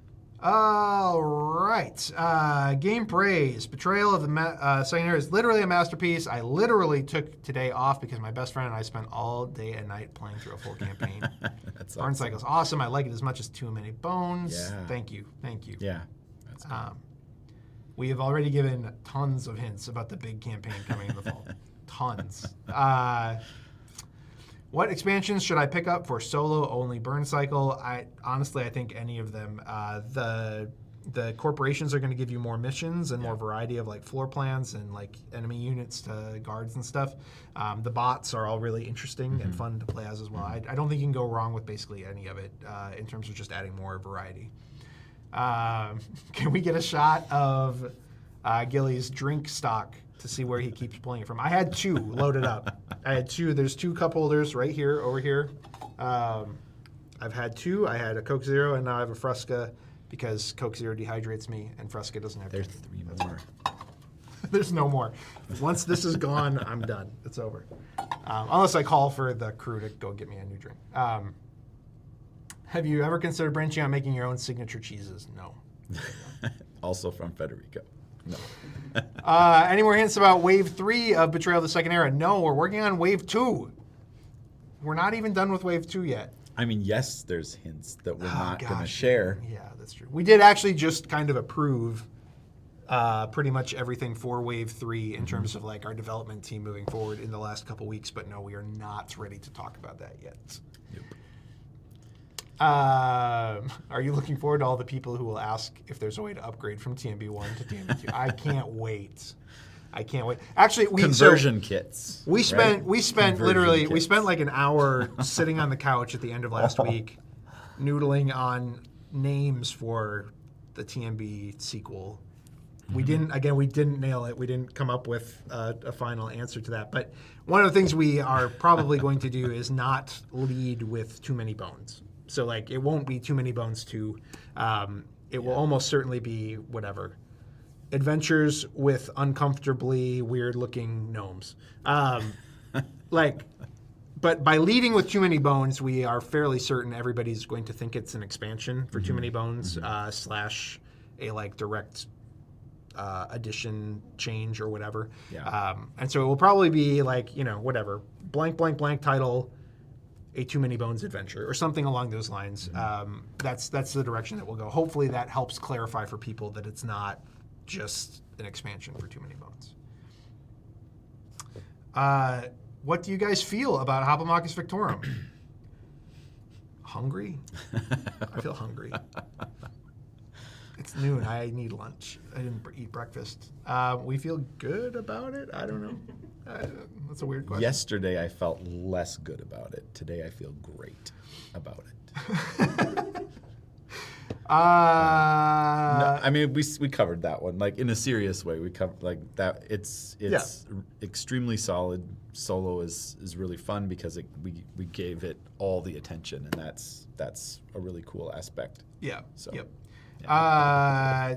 Again, we are not, again, any questions about the Dragons of Etchenstone cards, we're not even necessarily sure the full extent of the card issues. So again, like, please submit a ticket if you're seeing wear on any of it. Again, indefinite replacement period right now on any of it. That includes felines, that includes expansions. We're trying to get our arms around, the extent of the issues. So. Any ideas for a randomizer for games that people have a hard time picking what villain or character to play? No. No. You need to decide. And let me be the first to tell you We do have a game that the faster you make a decision, to pick. the faster your life will move forward. And you will be, today's the first day of the rest of your life. That's our big game title at the end of this year. It's now a game to pick a character. I'm trying to ignore you, and you're failing at allowing that. I think there are some community randomizers and that kind of thing. I don't think we're going to put together like any apps or anything to that end, but I don't know. Dized has some ideas for like some cool things that they, like game supplements effectively, that they are interested in doing, and that might be something that we could do through the Dized app at some point. No Mind Clash 20 Strong collaboration in mind right now. No pun intended. But Mind Clash makes great stuff. Lots of companies make great stuff. We're definitely open to more partnerships in the future. But nothing has been signed or is in process right now. Will Rose and other 20 Strong decks be available at retail, or are they CTG store exclusive? I think the plan is to put all of them into distribution at some point. The Cloudspire one technically isn't out yet, again, because we're still fulfilling Harbinger. And Rose we held on to for the holidays at least, but I think the plan is to put those into distribution at some time very soon in the near future. Any hints on what franchise will get an April Fool's product this year? No. No. I decided that so that I could move my life forward. No, that will be a surprise. There is a product. There is a product. I can say that, but that will be a surprise. Or is there? Yeah. Or maybe there's not. Right. Yeah. But there is a riddle for... Stop it. Please stop. You're going to send the stream careening off the rails. No, I just like picking on Shannon when I, infer that Botsy has a riddle. That it doesn't. It really doesn't have a riddle. I know you have dies, but have you looked at Rule Pop as a nice rules reference for your games? We haven't looked at Rule Pop. We're pretty committed to dies at the moment. Again, there's just limits to how many things we can. Again, all of these things cost money to do, and like some of them have like subscription models and that kind of thing that we can ask you to pay to have access to some of these things. And we really, from Shannon, no. We have limits on the amount of these things that we can like test and try. We're trying a few things on Board Game Arena right now. Again, we mentioned that, so that's not rules help, but it will help people learn our games in a more significant way. Again, we're starting small with 20 Strong stuff, but yeah, nothing on Rule Pop right now. We have not considered integrating AI for like rules help on our website, at least not yet. Again, there's a little bit too much nuance and a lot of like the keywords and other things in our games right now to trust it. Like I think like implicitly, but if that continues evolving and that turns into a helpful tool, we would certainly consider it. We will not be considering using AI art in any of our games, just to be unequivocal about that. Yes, 20 Strong Cloudspire will be available as an add-on on the Awaken Realms trilogy, as will all 20 Strong products. We don't offer every single one of our product lines on our pledge managers anymore, but we will always offer the complete set of what we can for a given franchise, if that's the franchise that's being crowdfunded, if that makes sense. What you see, aside from Ding and Dent Burn Cycle being available tomorrow, everything you see on the sale is the extent of the sale this week, so you don't need to worry about like waiting for new interesting things to pop up to save on shipping. We have launched the entirety of the sale today. Is there a list of those things anywhere for people to see, or they have to go? I think there's a category on the website. Like I think there's if you click on the big banner on the front of the website, that will take you to. I think we have them broken out into a category. Is that correct, Perfect. Carter? Yeah, we have a blog type thing too. Oh yeah, there's a blog post that Thank kind of you. covers Good, everything good, that is good. available. Yeah. So Final Fantasy 1 through 5 and 8 through 15 are on the table? No. No. What's my second favorite Final Fantasy? 7 is probably actually my second favorite Final Fantasy. So Over 3? I was unnecessarily harsh on Final Fantasy 7. Pick a side. I'm constantly being hyperbolic about everything in life, just in case you haven't figured that out about me. Any chance future expansions for Roth will address or help the solo co-op modes?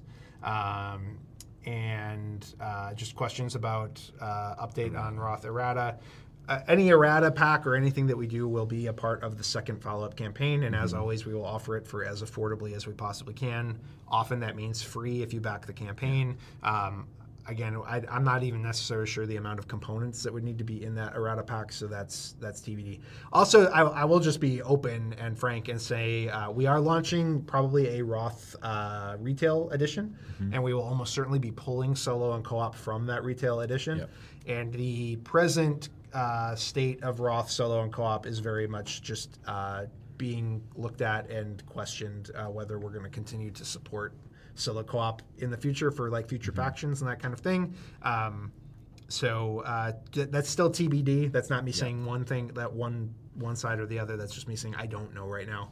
Again, we know it got a fairly lukewarm response, and so we're just asking the question, like, is it worth attempting to continue making those scenarios and that kind of thing for a mode that like has had a lukewarm reception? We're asking those questions internally. Yeah. I don't know if you have anything.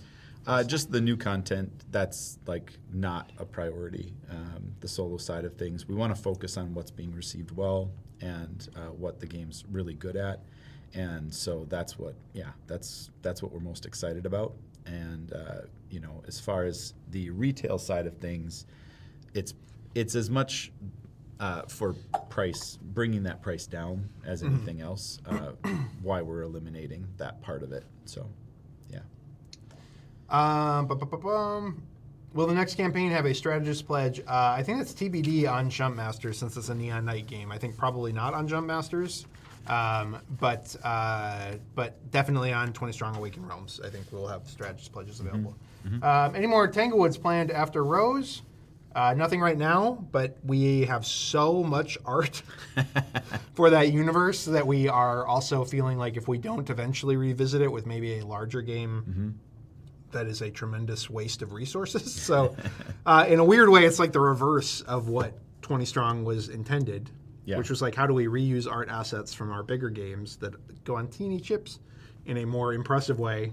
Now we have 20 Strong Tanglewoods, and we have so much awesome art from Annie, and we're like, we should really use this in like a real game, like whatever. So, but nothing planned right now. Dragon's restock is planned for whenever we, again, have our arms fully around the state of that print run and what the extent of the printing issues with it is. I can say for sure it should be available again like early Q2. I think that's good. Hopefully sooner than that, but we don't know. Again, we're still assessing the situation. So, question about shipping rates on small items in the UK. They're saying shipping is expensive on cheeses of Tamriel. I'll have to check with our web team on that.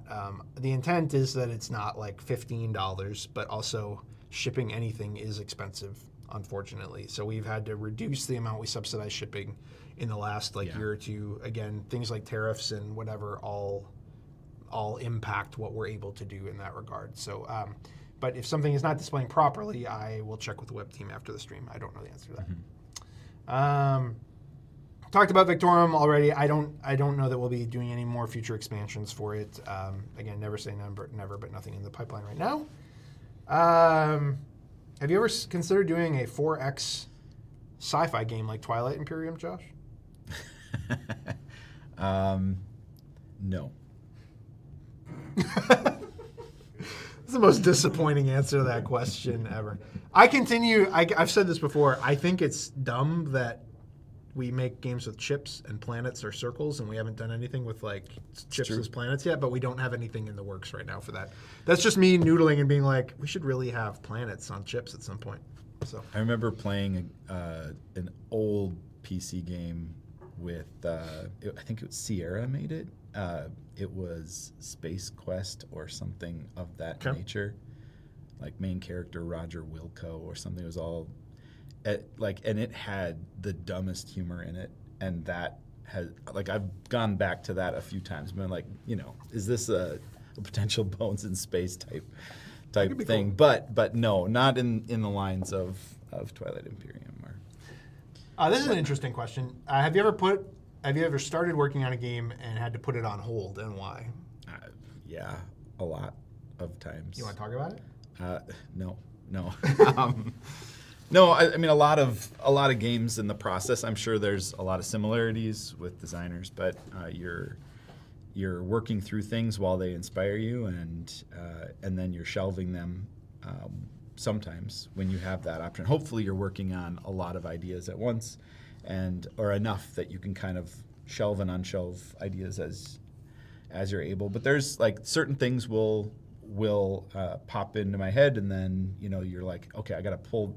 That doesn't work on anything I'm thinking on right now or working on right now. But this idea over here, that could fit in really well. So then you pull that idea down and you start working on that for a while. But then you get into where you're working on games that have schedules behind them, and those are much harder to put on pause. So there are times where you can't shelve it, and you kind of have to either work through it with others, or just pause certain parts of it while you work on another mechanic or aspect of the game, just to let it sit and brew a bit. But yeah, definitely there's a lot of those. I think it's oftentimes for me more in implementation versus the idea aspect.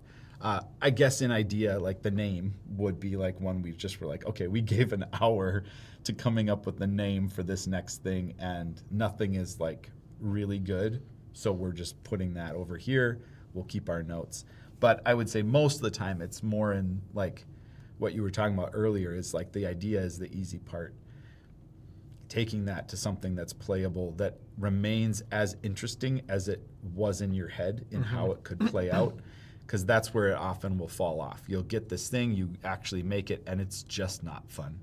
Yeah. Then it's well, what were we missing here? Or the table presence is all, it doesn't work, or it doesn't work with the you're components. Reaching halfway over the table to do a thing that should be right in front of you. Yeah, there's just a lot of things like that will happen that puts a pause on. Sometimes it can be market conditions too.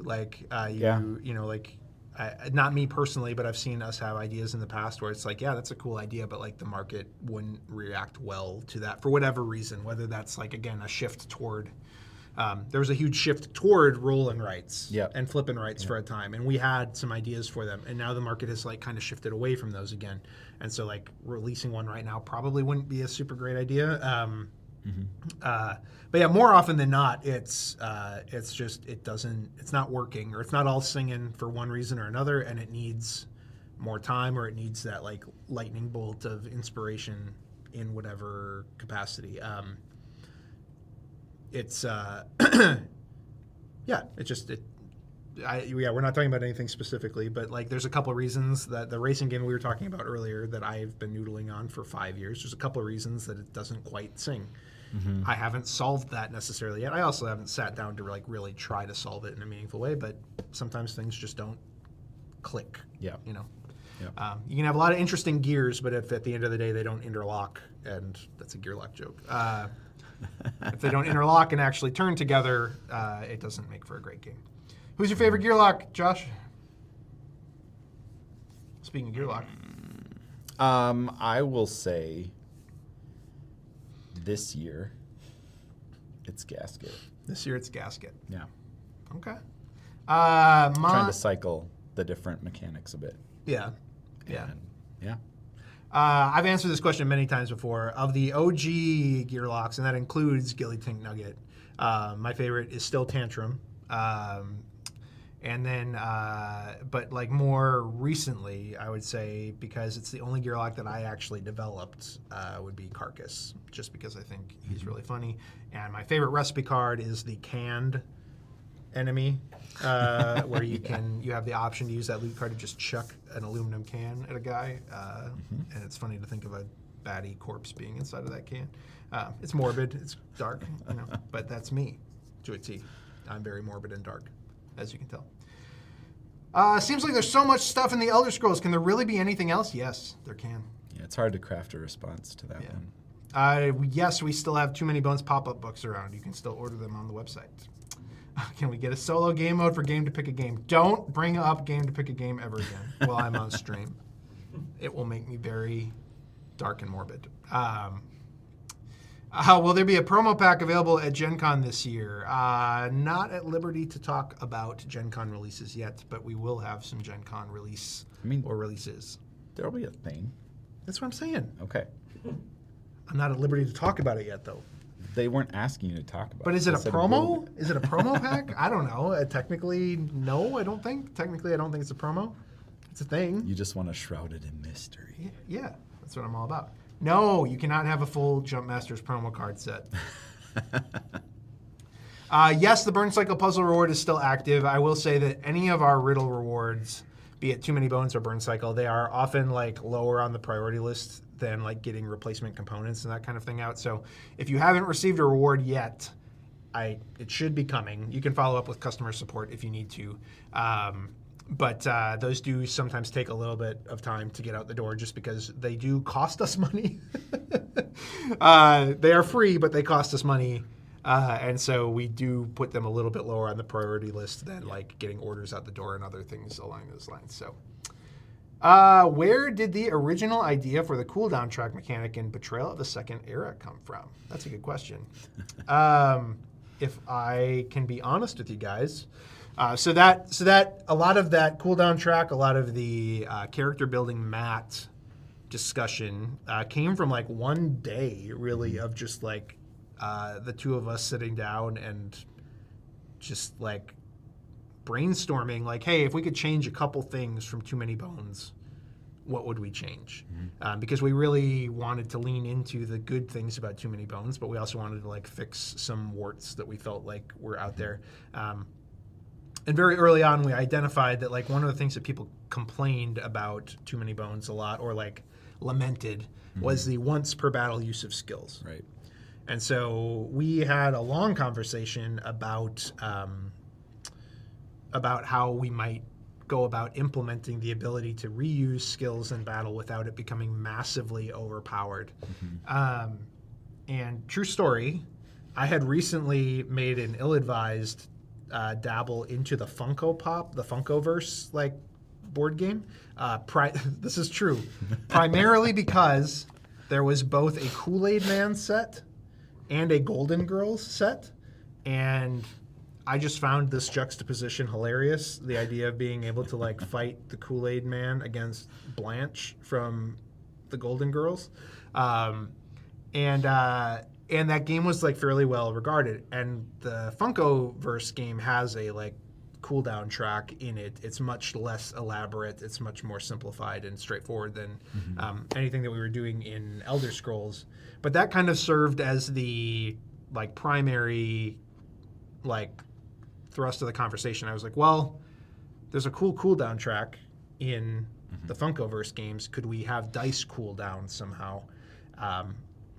And then, we kind of iterated and evolved on that. Before, you had the idea of the fatigue cubes to go with that and like kind of clog up your cooldown track. And then we were like, oh, it'd be cool if you could level it up. And because we also like wanted there to be as many things to spend XP on basically as possible. Because again, giving the player more choices for character builds and that kind of thing is just ultimately more interesting. So yeah.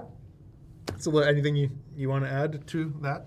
No, I mean, it was something that, like the XP part was really kind of cool when that came together, of like building that out and making it a fairly expensive thing to put XP into. And then as Ryan and Salem developed the maps out more, it was really cool to see how the fatigue ended up being built into that. So a lot of that came from that type of discovery in the maps themselves, the game mats. Yeah, it was cool because once we realized, and once our developers realized that, like, man, you have a lot of dice sitting down there, and like now we can do things that interact with those dice that are sitting down there, and like, you had the opportunity to like delay things like triggering in cool ways or accelerate things triggering in cool ways, and it really. Yeah, like again, like a very, very simple, basic inspiration for it, but then like it was just one of those things that like it kind of really captured our imaginations at the development level once we were able to noodle on it more. And I would say that just one of the strengths of it is just that participation with your character, Matt, and the battle that's going on is unique in that way, and really. I think it brings the characters into the game a bit more, because you're doing things and making certain determinations that will then start immediately affecting you on the very next round, or immediately. I mean, like right away. Yeah. So Did Elder Scrolls as a licensed product leave a sour taste in your mouth, or would you guys be open to more external, already existing IP? Lots of questions about sci-fi. In this Q&A this week. I mean, like, this was our first big foray into that, and I would say it had couldn't have really started with a bigger IP if we it had a lot of challenges, and that's like as much on our end in the learning curve with how to work with a licensor in that regard. But then like external factors of big purchases from Microsoft buying out.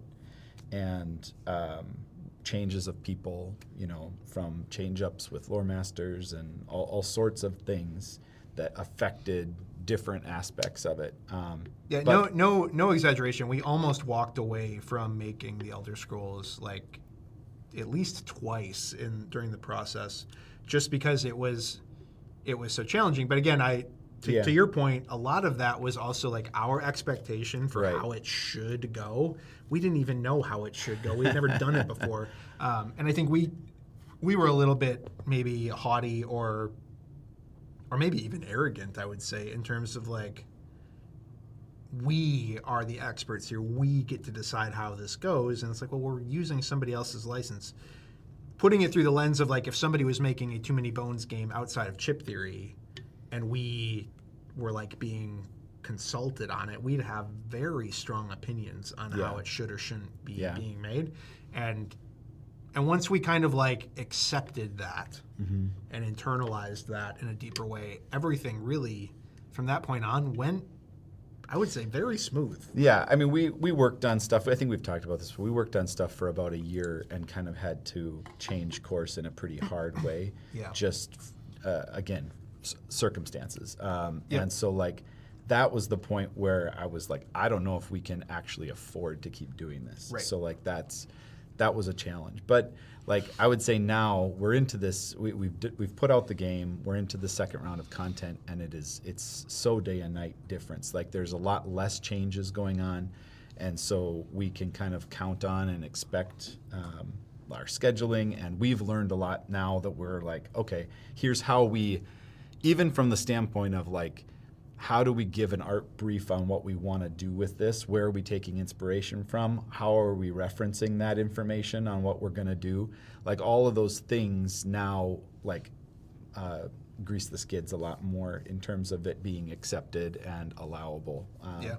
And then Brian's delved into the massive background of the lore to an extent that is uncomfortable. It's amazing.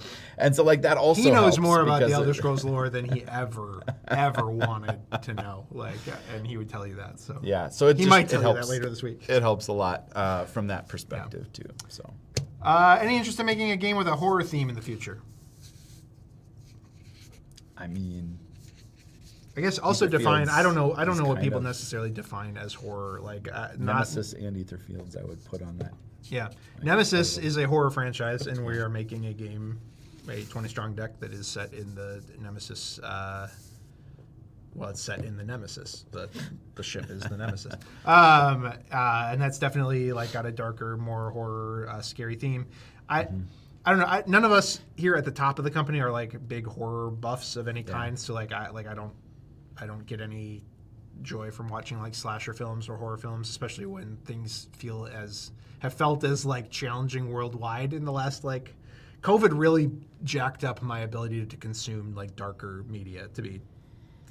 Nobody needs to know this, but like I went from like watching nothing but things like Breaking Bad and Ozark and The Sopranos and like all of The Shield, all of this stuff, to like COVID hit and I mostly watch cooking competition shows now. Like no joke, still. We're like slowly coming out of that. We just finished Severance and like some other things, but like I just don't have a whole lot of appetite personally for like darker themes, especially not horror, where it's like usually the point is like how is everybody going to die, and I don't control the creative vision of the company necessarily, but I think there's like that's just not something that's big with any of us here at the top. We're much more interesting in making you laugh than making you sweat with fear. So but you do have a 20 strong deck that has a like darker theme that might see the light of day at some point. We haven't started any like art or universe development on it or anything, but it is far along in development anyway from a mechanical standpoint. So Back to the if you go up 2 questions. Well, it's grayed out now. It's dead. It's dead. It's Can't been speak on blacked it. out. I don't think we fully answered. Like we're open to other licenses. Other licenses. Yeah. Like it's just we now have a better understanding of the undertaking. So like I'm really glad we did it from that respect, but I'm also very glad that we're returning to something of our own for a time at least, just to kind of play, because there are definitely restrictions that maybe cap that ability a little bit more. So it is again, and we go back all the time. Again, we've talked about this already on the stream. There's just levels of like there are the things that we know will be a money printer. There are the things that we know will inspire us. And the company being as large as it is right now, with the number of employees that we have and the financial obligations that we have to our staff, means that sometimes we do need to turn on the money printer. And that doesn't mean those money printer ideas aren't inspired. It just means that like we know that we might have some creative concessions that we make if we turn on the money printer versus like doing the really inspiring thing. And again, I keep referencing the Cloudspire Harbinger campaign as a key example of that. We had to wait until we had the right amount of like guaranteed interest in that to make sure it was going to make the money to finish the really cool creative thing. And that does get the larger you get and the more well-known you get, the harder it becomes to do those really, really inspired creative things. But we want to make sure we keep doing those. And then I'm sure you'll see probably, future licensed things from us in some capacity. The other trick, though, is that we have a fairly large team now working on our games, from graphics to development to, to executive leadership to lead design and all that kind of thing. And there are certainly plenty of disagreements on what licenses are a good fit, are a bad fit, would be fun to work on, would not be fun to work on, would be inspiring, etc. And so there's a decent amount of just like personal taste and preference that goes into a lot of that stuff too. I am the only one here who is obsessed with Nintendo properties, and that's not true. Josh Schwartz also loves Nintendo, but like. I don't presume that I'm going to be able to convince everybody we should do a Mario game. Like, nobody else here cares. I'm the only one, and that's fine. So in the same way, there's a handful of people who adore Star Trek in the building, and I literally watching Star Trek makes me feel uncomfortable. I can't explain it. It just feels like low budget and weird, and I don't like it. So you just never know. There's somebody I didn't even see that question here. Somebody just asked Chip Theory Star Trek game. So yeah, it's just there's a lot of things that go into it, and we'll probably do other licenses in the future or other license in the future. Who knows? But right now we are very concentrated on getting back to our CTG IP right now, and kind of getting a breather from licenses because it's a lot. It's a lot to work on licenses. You literally need to staff up to work on licenses because of the amount of new wrinkles and wrenches that get thrown into the works with that. So. In good and bad ways. Yeah. So, Burns. So we are out of stock on Burn Cycle base game in the United States, aside from the few Ding and Dent copies that are going up tomorrow. So again, we have about 25, I think, copies that are Ding and Dent that will be going up tomorrow at 50% off. So if you're looking for a copy of Burn Cycle in the U.S., aside from the secondary market, that might kind of be your last chance unless we move some stock around, which we might at some point, but right now that is everything that we've got in the United States. Too Many Bones 2 solo mode. Probably. Yeah. Planning on it. Any kid-focused 20 strong in development? No, not right now. Nope. And then final question. If you have any final questions, this is your last chance because we're going to cut it off here. We've already been going for 2 hours. But have you ever wanted to print different faces on fatigue cubes or things like that just to mess with people? I assume you're referring to any blank side of a die, so misses on Cloudspire or anything else. No, on the fatigue cubes. I know they're asking specifically, but you can make designs with the cloudy, swirls. Yes. There's actually one die in every game that is very specifically swirled to look like. No. Please stop. Just to cut that up. I have a question from Gilly's brother. Gross. Billy. Do you want? I don't even like him. Do you want to set a launch time for the Ding and Dent copies so people know when to access them tomorrow? Oh, that's a good question. He's a good webmaster. We will be putting up the Ding and Dent copies tomorrow at the beginning of the stream, which is 10:30 Central Standard Time. Central Standard Time we're in right now. 10:30 tomorrow, we will launch those Ding and Dent copies, and we'll make sure to make another note tomorrow at the beginning of the stream to note that. And saying again, anything that is out of stock right now, it's a stock issue in a specific region. We don't have time /money / it may not have been worth it at the beginning anyway to move a lot of stock around. So again, if a promotion is not available in your region, I am sorry, but there are no plans right now to make things available, etc. I don't understand that question. I think they're asking this year, are there other promos that would affect Too Many Bones?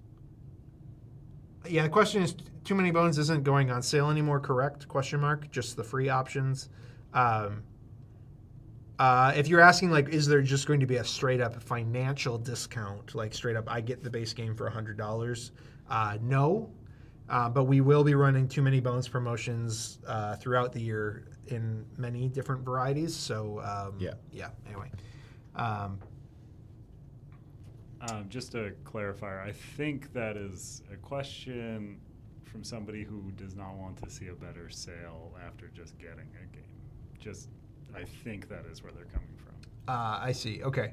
Is there another sale planned? I am soon? not going to promise. We're not, generally speaking, we try to do things like the 40% off Burn Cycle are exceptionally rare for Chip Theory, and that is that's us saying we're running out of the base game. We still have a lot of expansions. We want to, and we're probably not going to reprint it. So it is kind of a clearance sale, I guess, if you want to frame it that way to some extent, because that line has not been super successful. For most of our other lines, what we tend to do is not discounts, but bundled savings. Yeah. And there may be, throughout the year, other additional bundled savings for Too Many Bones in a variety of ways. It may be a bundle that speaks to you. It may not. We ran some holiday bundles that some people were like, dang it, this just misses the mark for me because I have these 3 gear locks, but I don't have these 4, whatever. So there will likely be other, as we celebrate Bones throughout the year, There will likely be other opportunities and promotions throughout the year that offer discounts. It'll be different. Yeah. It might be as valuable. It might be slightly less valuable. It might be slightly more valuable, though I doubt it. This one's pretty intense. But it will be just a different way of framing it. Again, it might not be Rage of Tyranny next time. It might be Automaton of Shale. I don't know. We're planning a lot of that stuff out. But we will be celebrating Bones throughout the year, which will include other future promotions to get people into the line and get people buying base games especially. So, yeah. Cool. No plushies planned for the future right now. Those just, again, the Curios line in general just didn't hit as hard as we would have liked. So that just is a thing. I've asked this before. I really want to know why there's no Gearlock expansions for Elder Scrolls, like being able to play as Gearlocks as a race. Does the IP not allow it as a fun expansion, or do you guys have no interest? We haven't even really asked that question. Our assumption is that they'd probably say no. Yeah. Because again, on our end, one of the things we want most is for Betrayal of the Second Era to be considered like Elder Scrolls canon. Yeah. That's and Bethesda and ZeniMax's answer to that question is often, well, the canon is in the player's head because we want their own adventures to be what the canon is. So it's like kind of a yes and no answer to that question. But adding a race from a relatively niche board game to the Elder Scrolls, we know is not something they're interested in as a part of their canon. So we just haven't even offered to ask that. I don't think that's them being unfun. It's just a matter of them being like, no, you're operating in our world. We're not operating in yours, and I think that's fine. Whether or not we could do unlicensed, it follows the same template, but it's TMB characters or something. That feels like it would raise more potential to make people annoyed with us than it would be beneficial. So that's just the way that is.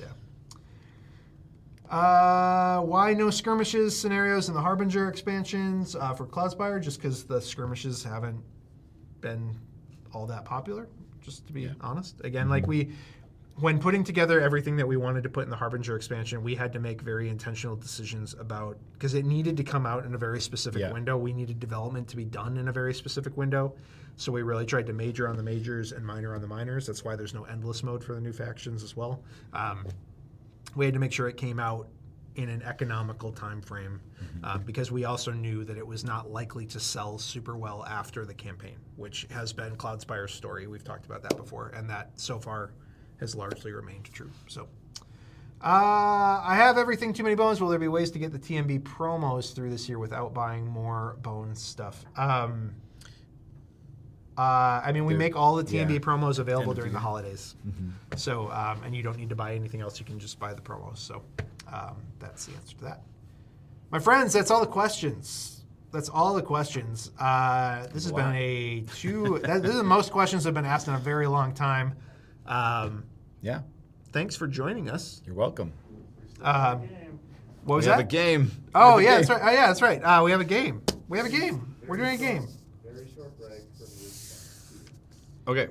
Okay. We're going to be back in 5 to 10 minutes. Going to take a quick break. Going to be back with a game, and then we'll wrap up the stream for today. So we'll be back. See you soon.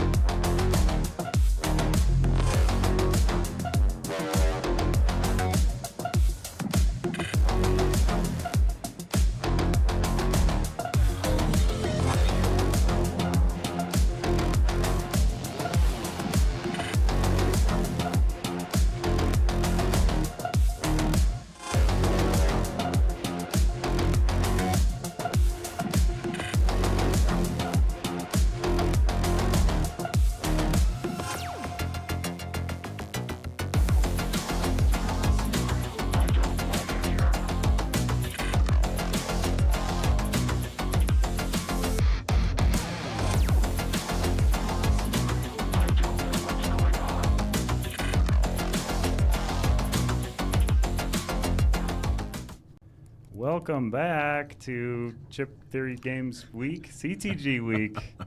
Yep, that's the branding. This is Andrew speaking invisibly from off screen. I will be asking some questions, and I will be visible at some point. In this game, if you would like to play along at home, we will be showing all of the bits that you can do that with. So what we will be doing, we'll be watching a game from, an ad for a game from eons past, and then I will be asking some follow-up questions about the game. So you can write your answers down. You can pause if you need to, if you need more time, and then you can follow along. See if you beat the staff. Let us know your score in the chat. But I think that's about it. Each answer is going to be worth 1 point, and then there's going to be a final question asking what year did the game come out originally, in which you would steal a point. I guess you would steal a point from them. So just give yourself plus 1 point if you get that right as well. No cheating. Don't look it up. That's not the spirit. They're also not allowed. All right. Is everyone ready? Yeah. Yes. Okay. Let Carter know when you hit that play button. We're going to hit the play button Okay. right now. When you're into perfection, keep on your toes. You have to be quick, cause here's how it goes. Push the plunger down, set the timer, fit the pieces in place. Don't be slow in perfection. You've gotta move on fast, or the pieces pop up before you put in the last. And then perfection. Perfection, complete with playing box, mechanical timer, and 25 geometric shapes from Lakeside. One factor I didn't account for here is that I am just staring silently at nothing because I have no indication of when the ads are going. So we have some questions. Everyone Okay. saw the ad, right? Yes. Okay. I hope you were paying attention. Question 1. When you're into perfection, what do you have to keep on? When you're into perfection, what do you have to keep on?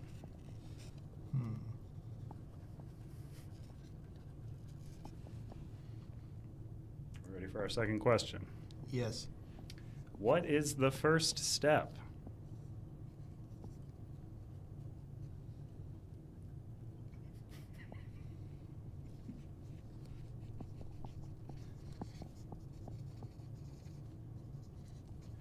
We're writing a lot. Are we ready for the next question? Yes. I guess. How many geometric shapes are included in perfection?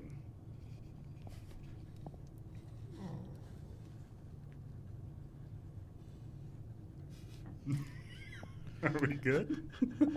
Yeah. How many shapes or how many pieces? Geometric shapes. How many geometric shapes? Okay. Yep. It is a specific call. What company was making perfection at this time? Oh, shoot. Looked at that really closely, and now it's gone. They'll come back. Or actually, no, they won't. Never mind. I didn't include that one.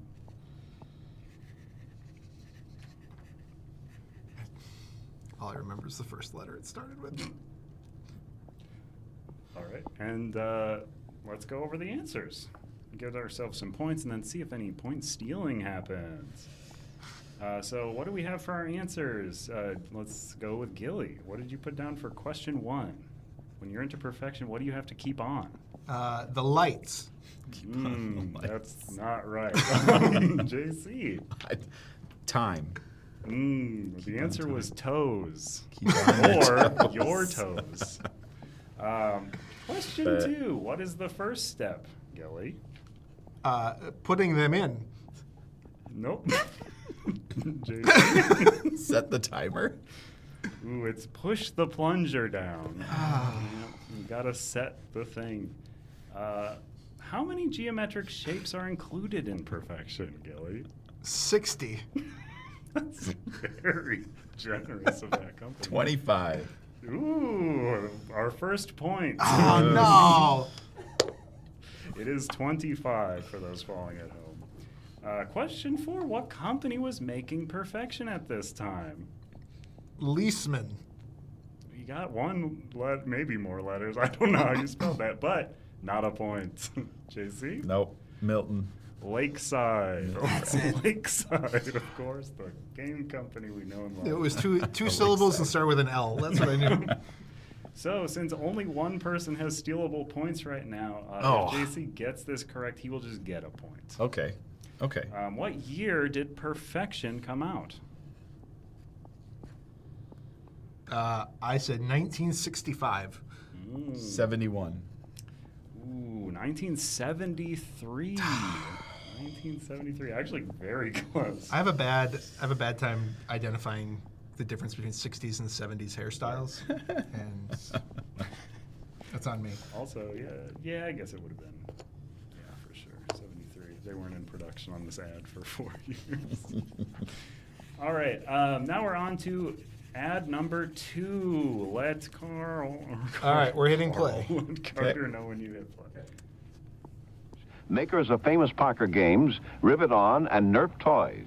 Parker Brothers makes homemade fun. It's no fun being in a dungeon. The food isn't very good. Phew. It's hard to make friends. And they'll do anything for a laugh. Now, Dungeon Dice is a way to escape. Your chances get better every time 3 dice match up. 3 keys. All right. And every tunnel card brings you closer to freedom. I'm gonna get you with the guards. 3 guards. Yeah. Back to the dungeon, Dad. New from Parker Brothers. Dungeon Dice, the game of escape. Okay. That was longer than I remember it being. All right, so that was Dungeon something. So we've got some questions. At the beginning of the ad, which game does the girl grab from the shelf? The beginning of the ad. What game does the girl grab from the shelf? This is also before the Dungeon Dice ad proper. Do we have an answer? Mm-hmm. Yep. Okay. Question 2. Is it any fun being in a dungeon? This might be a trick question. Who knows? I would assume it's not, but who knows? Okay. How many dice need to match for your chances to get better? I have a feeling some points are getting gotten here. And then our final question, who gets sent back to the dungeon? And I suppose we can just include our year at the bottom. When did Dungeon, whatever it's called, come out? Give me a year. All right. Do we have all of our answers written down, or are we still thinking about the year? Okay, I think we're good. At the beginning of the ad, which game does the girl grab from the shelf, Gilly? Monopoly. That is correct. What did JC put? Crapopoly. She passed Risk and grabbed it. Did. Yeah, you're right. So, Gilly, give yourself a point. There you go. Question 2. Is it any fun being in a dungeon? I wrote, it is now. Oh, boy. JC. No, it sucks. Oh, man. I mean, technically correct. The line is, it's no fun being in a dungeon. Do we not remember this? So, JC, you get a point. Yes. No points for Gilly. Question 3. How many dice need to match for your chances to get better? 3. 3. Correct. You both get a point. And who gets sent back to the dungeon? I wrote your mom. Oh, kind of the opposite. I say losers. Oh, it's Dad. Dad gets sent back to the dungeon. Nice. I will just say for everybody watching this on stream, when we're watching these videos, we are hearing both the live video and the time delay audio from the stream, and I don't know how to fix that. It's trippy, okay? So it's trippy. Let me fix that right now. Also, we were listening through, if you've ever been on an airplane before and used their terrible headphones, we were using one each of these terrible headphones, and oh, that helps a lot. Well, they just got a massive close-up of your beautiful hair. Yep. Oh, this is gonna be so much. I'm gonna just crush it now. There you go. Now what is that? There is a program you can get where it plays your own audio into your ears at a slight delay, and it just breaks your brain instantly. So that's what was happening. That's why the questions were so hard. What year did that come out? I said 78. 80. Ooh, 77. Oh, so close. Wow. Okay. All right, next ad. Are we ready for 3? Okay. We're hitting play. Hit and play. In the treasure. What's it? That's it! You can't get away from it! In from the pit! There's no escape! In from the pit! The game's It from the Pit. First one to the treasure wins, but watch out for it. Whoa! You can't get away, there ain't no way! You can't get away from it! From the pit! I win! Play it! All right. So there's our ad. We have just finished up with It from the Pit. So we've got some questions. Question 1, what's guarding the treasure?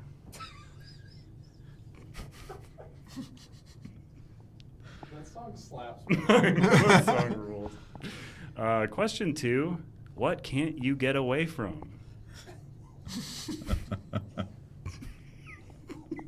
What's so funny? I feel like I know where this is going. That's all. Question 3, what was this game called?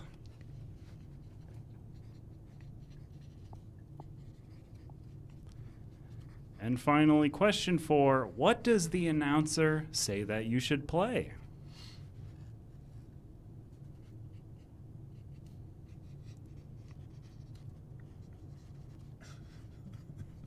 And then, of course, what year did this game come out? And what year were they making slammin' tracks for awesome mechanical low games? I own this game. I'm ready. You do. I used to, as a boy. All right, question 1, what's guarding the treasure, Gilly? It from the pit.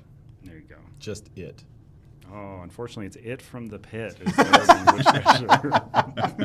So he gets the point.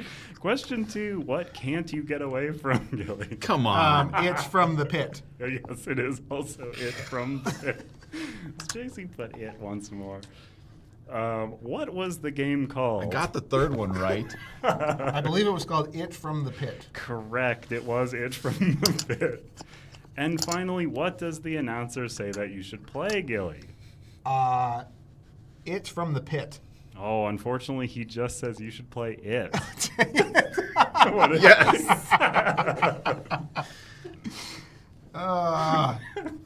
That is all paid off. I began to write play with it, but then I thought that was probably not okay. So he just sort of awkwardly ends with, you should play It. You should and play then the it. ad just cuts. I think that came out in 1990. No. What do we got for JC? Way back. 74. 74. 74. 74 Wow. is when this thing came out. That's an impressive game for 1974. I know. 1992. Oh, 1992. We will get one of these, I swear. I won't. It's fine. I'm pretty sure it came out in 1998. That's Nice. pretty good. That's I fully support that answer as well, but unfortunately no one wrote it. Okay, we're on to ad 4. Let Carter Here we go. know. I'm hitting play. All right. Sticking out of me. What? The game is taboo. How would you get your team to guess the secret word without using the 5 best clues? It's gonna come out right here. And I prance around out in the wilderness. A moose. And I'm very... leprechaun. You're crazy. I am that, but no. So I have a thing coming out of my head. You have your brains coming out of your head. Play Taboo and Celebrity Taboo from Milton Bradley. And I prance around the forest. You're a unicorn. Yes. All right. So, game 4. First question. What does one of the guessers accuse the man of having coming out of his head? accuse might be a little strong, but what does one of the guessers accuse the man of having coming out of his head? Have we both written something? Mm-hmm. Okay. Question 2. What is the first spoken guess at what the man is? Okay.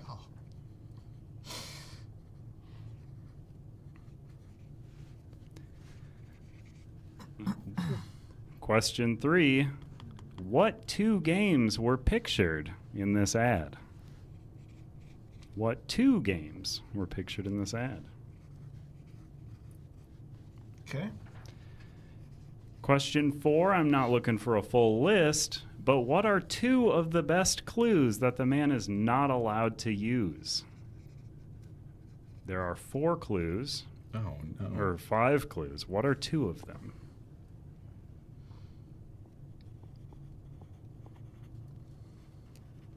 And then finally, what year did Taboo come out?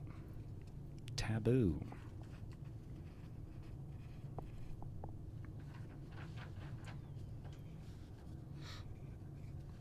Are we all ready for some answers?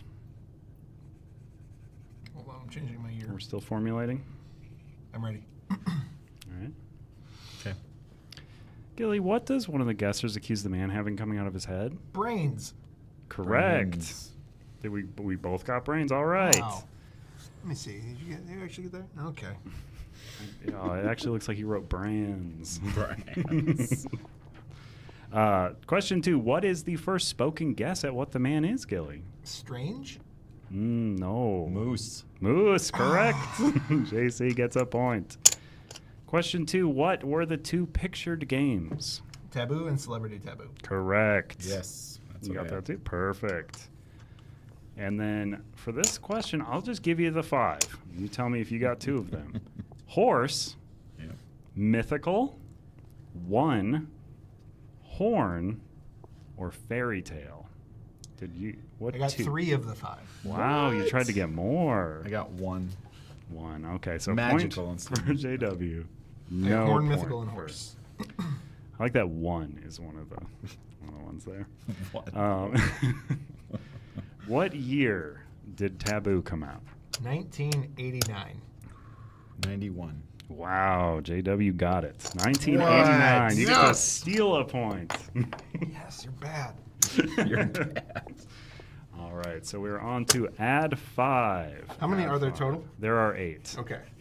Yeah, just so you know, we're not going for There's eternity. 33. Yeah, this is 1 of 50. No, I have a pile of these, so you know, if people like this, we can certainly All right, hit and come play. back for more. I have work to do. The nothing to do, nothing to do. He's got the nothing to do, blue. But his mom has got the answer, just like her mom had the answer. It's sorry, it only takes 2. Sorry. Can I say 2? Sorry, something fun to do. Next time your kids have the nothing to do blues, say sorry. Sorry, something fun to do. From Parker Brothers. Yeah, I feel like I should have given an earworm warning because I've had that one stuck in my head for a week now, and I hate it. So, question 1. What does the boy have before his mom has the answer that her mom had the answer? Like her mom had the answer. That's the, yep. What does the boy have before his mom has the answer? Question 2. How many does it only take?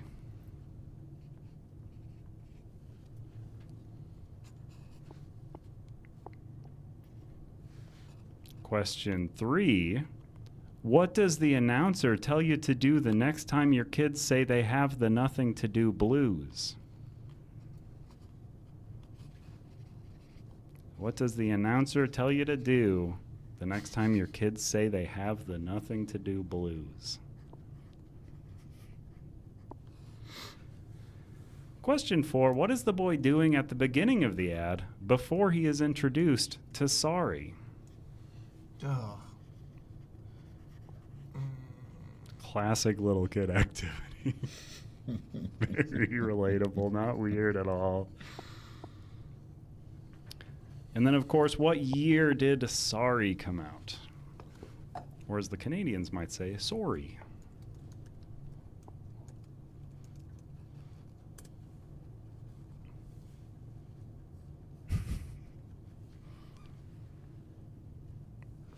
Are we all good, or are we still...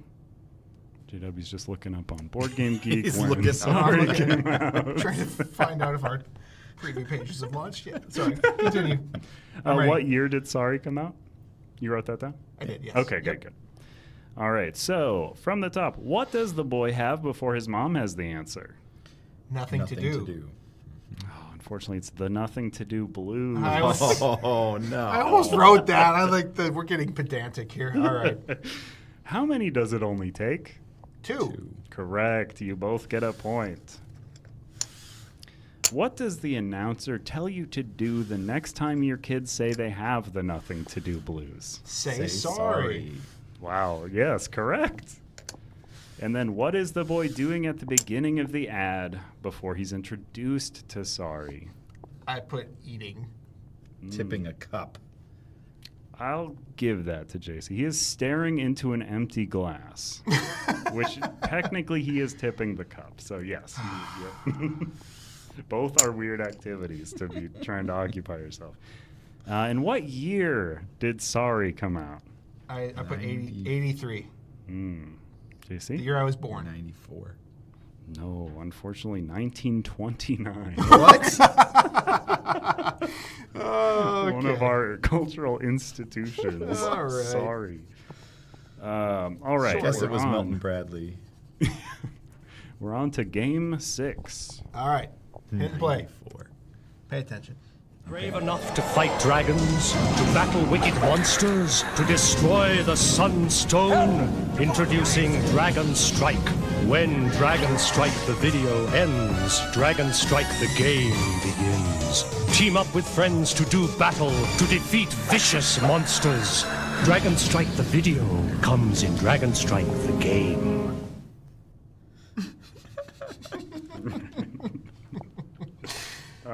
All right, that is Dragon Strike. All right, what are 2 things? This is question 1, of course. What are 2 things that the ad asks you if you're brave enough for? What are 2 things that the ad asks you if you're brave enough for?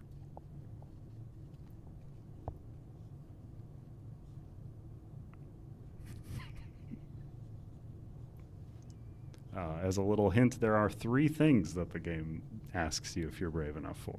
Okay. I don't know any of them. When That's a good guesses. when does Dragon Strike the game begin? When does Dragon Strike the game begin?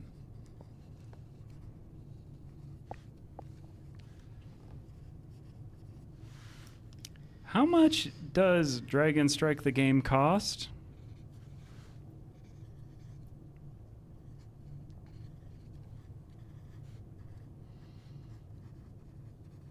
Ooh, I like that answer that I'm seeing. Where can you get Dragon Strike the video?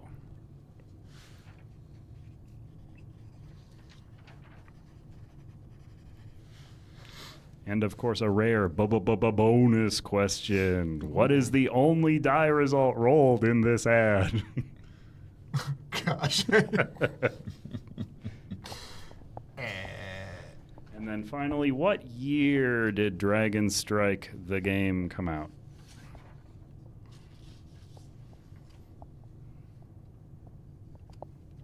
Gosh.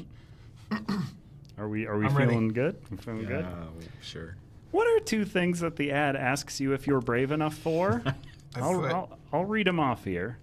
Fight dragons, battle wicked monsters, destroy the Sunstone.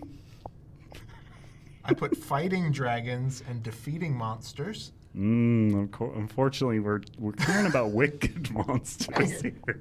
And I had just battle. Oh, no. Well, you're way wrong. So I was close. pretty Neither close to one being of right. us got it. I was pretty close to being right. Question 2. When does Dragon Strike the game begin? When the Dragon Strike video ends. When the video ends. Ooh, JC got it. It's when the video. Yes! Technically, JW got Gosh, it. this I need the points. This is controversial. Question 3. I mean, the next one's going to come down to details. Yeah, it right? definitely. Question 3 is a very detailed question. How much does Dragon Strike the game cost? I'm not sure if this symbol was euros or pounds. I It's think it was pounds. but $29.99. Or less. Correct for JC. It's £29.99 or less. I don't know why they felt the need to say it. I love it. Oh, That this was is hilarious. trash. This game is trash. This Where? stream is trash. Where can you get Dragon Strike the video? In the Dragon game. Strike game. Yes. Wait, which one was it? So it's technically, if we want to get technical, Yeah, and we do. in Dragon Strike the game is the exact word. No points for either of us. Bonus question. What's the die result? 9. 8. It is 9. Yes. Gosh. Really cleaning up in Dragon Strike. I And what didn't think I could catch year up. Did Dragon Strike come I've out? got no clue on this. I put 93. 73. Wow. Gilly's had a video. a savant. A true savant. 1993. Yes. Steal a point. Yes. So where are we at now? Let's So compare clueless stacks. on years. Yeah, you can compare stacks. This is why it's great to have chip point piles, because you can just do Even this. though I got all of those Those are questions probably not on correct. camera at all, but But still got them wrong. wording is important. Is the big fall campaign like Dragon Strike reboot? Yeah, Dragon Oh. Strike the chips. I would love if we did a VHS game. All right, here we go. VHS. Yeah, hitting play. 7. Well, and then we just provide the VHS player. Yes. Because yes, true. we That's a send good a call. VCR with the game. Yeah. All right, we're hitting play. Here we go. Okay. So mad.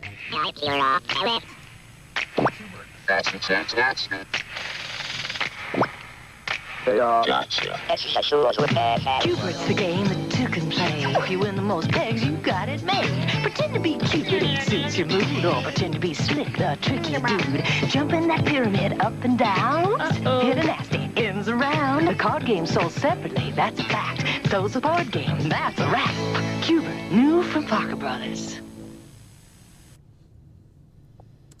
I love me some Cubert. Cubert the game, not to be confused with Cubert the card game. That is game 7. So question 1, according to the ad, what ends around? I couldn't understand it. These crappy headphones. I think it was more than that. I heard her say ends the game, and I was like, I don't know what she said before that. These headphones suck. According to the ad, what ends around? Question 2.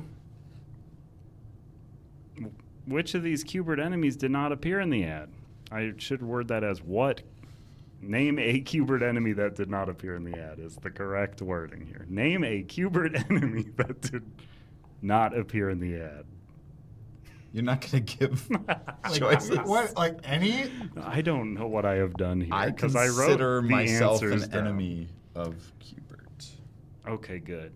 I wrote down 4. So here's the problem. I wrote down 4 Cubert enemy names. I think 3 of them are in this. I did not write down which one.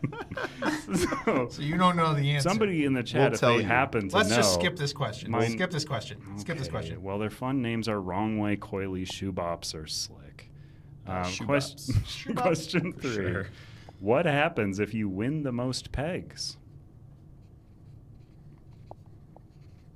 What happens if you win the most pegs?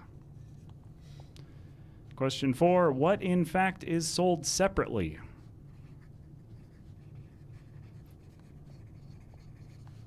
What, in fact, is sold separately? And then what year did Cubert, the board game, come out?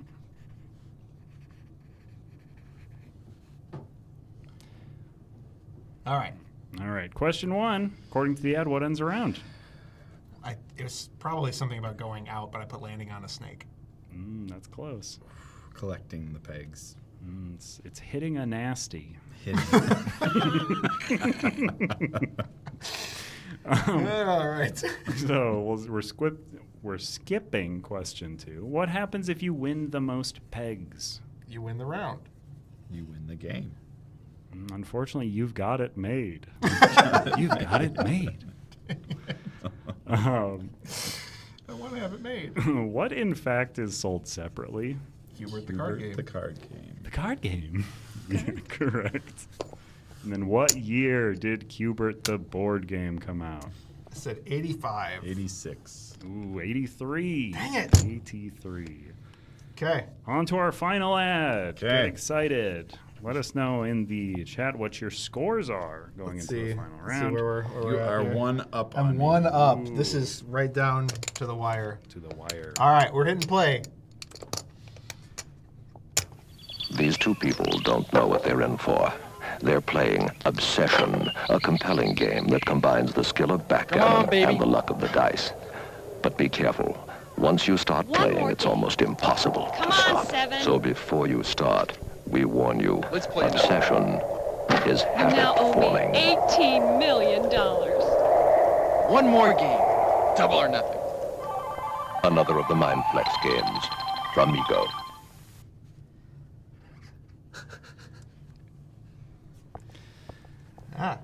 Stop it. Okay. That's Obsession. Not to be confused with the modern Victorian Euro. I think they're the same. One's probably just a re-implementation, right? Game 8, Obsession. Question 1, what 2 things does this game combine?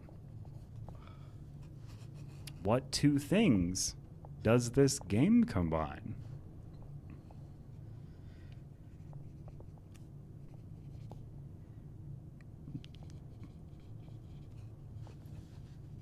All right. Question 2, why should these 2 people be careful? Why should these 2 people be careful?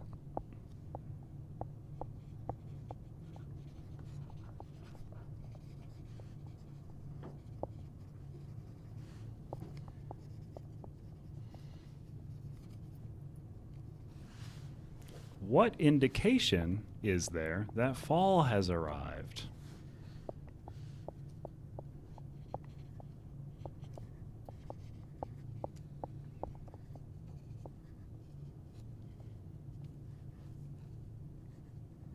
Are we good?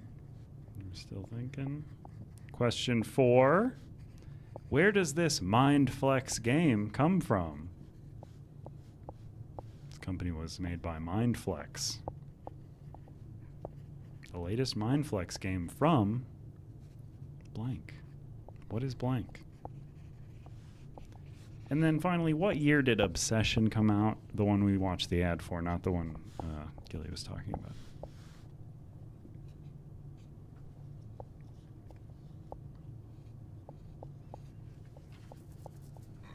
It's not good. How are we feeling going into the last round of Bad. answers? Very bad. Very bad. All right. Obsession. What 2 things does this game combine? Gilly? Drinking and depression. Incorrect. JC? Focus, and I don't know. Oh, unfortunately, it's the skill of backgammon and the luck of the dice. Nope. Okay. Question 2. Why should these 2 people be careful? I put drinking and depression. I mean, always be careful of those folks. They will They're become dangerous. obsessed. That's correct. They've begun playing Obsession, which is, of course, We're tied. addictive. This is not good. Question 3. How many leaves fall? Oh no! What happens to indicate that fall has arrived? I changed this on the fly. A leaf falls and gets in the way of the board. Leaf falling on board. She does get it out of the way, though, right? She doesn't just sort of brush at it and it doesn't move. Correct. Question 4. Where does this Mindflex game come from? Parker Brothers? I don't know. Periscope Films? Unfortunately, it comes from Ego. Ego. Ego. Periscope Film was what I saw at So the we're bottom. tied. We're tied going into this. Oh, no. If either of us got the year And you've right. been landing the dates. Yeah, but I don't know. Can't. I put 1980. I put What 78. year? 80 and 78. 77. Oh! 77. So we tied. That is deeply unsatisfying. Here's one follow-up tiebreaker question. Okay. What was the name of the second game that was featured in this game? Oh, gosh. Oh, gosh. You get a point per word correct that you have. People at home cannot play this game unless they have also tied, so I guess point amounts are important.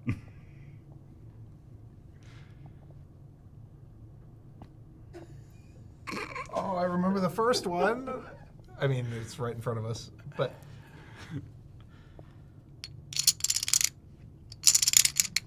Okay. Oh, wait.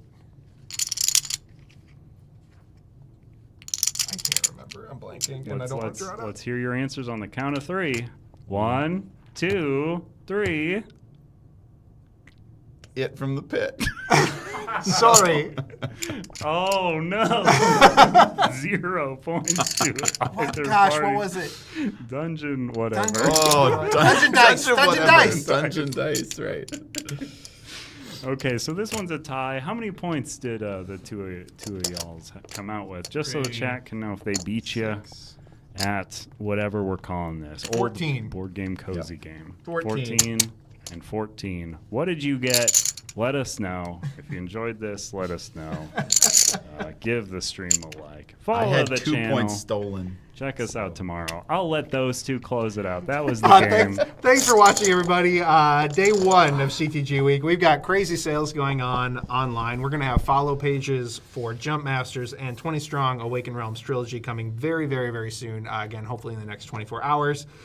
We will be back every day, 10:30 Central Standard Time this entire week with a variety of things. Tomorrow, tune in for your first look at Jump Masters gameplay and some just general Neon Night games goodness, because Jump Masters campaign is right around the corner. That is coming on February 12th? 10th. February 10th. February 10th, that is launching. With the follow page, again, launching very, very soon. That's it for us for today. We will be back tomorrow, 10:30 a.m. Central Standard Time. Thank you so much for watching, and I hope you had a good time. We're going to have more fun tomorrow. We'll see you.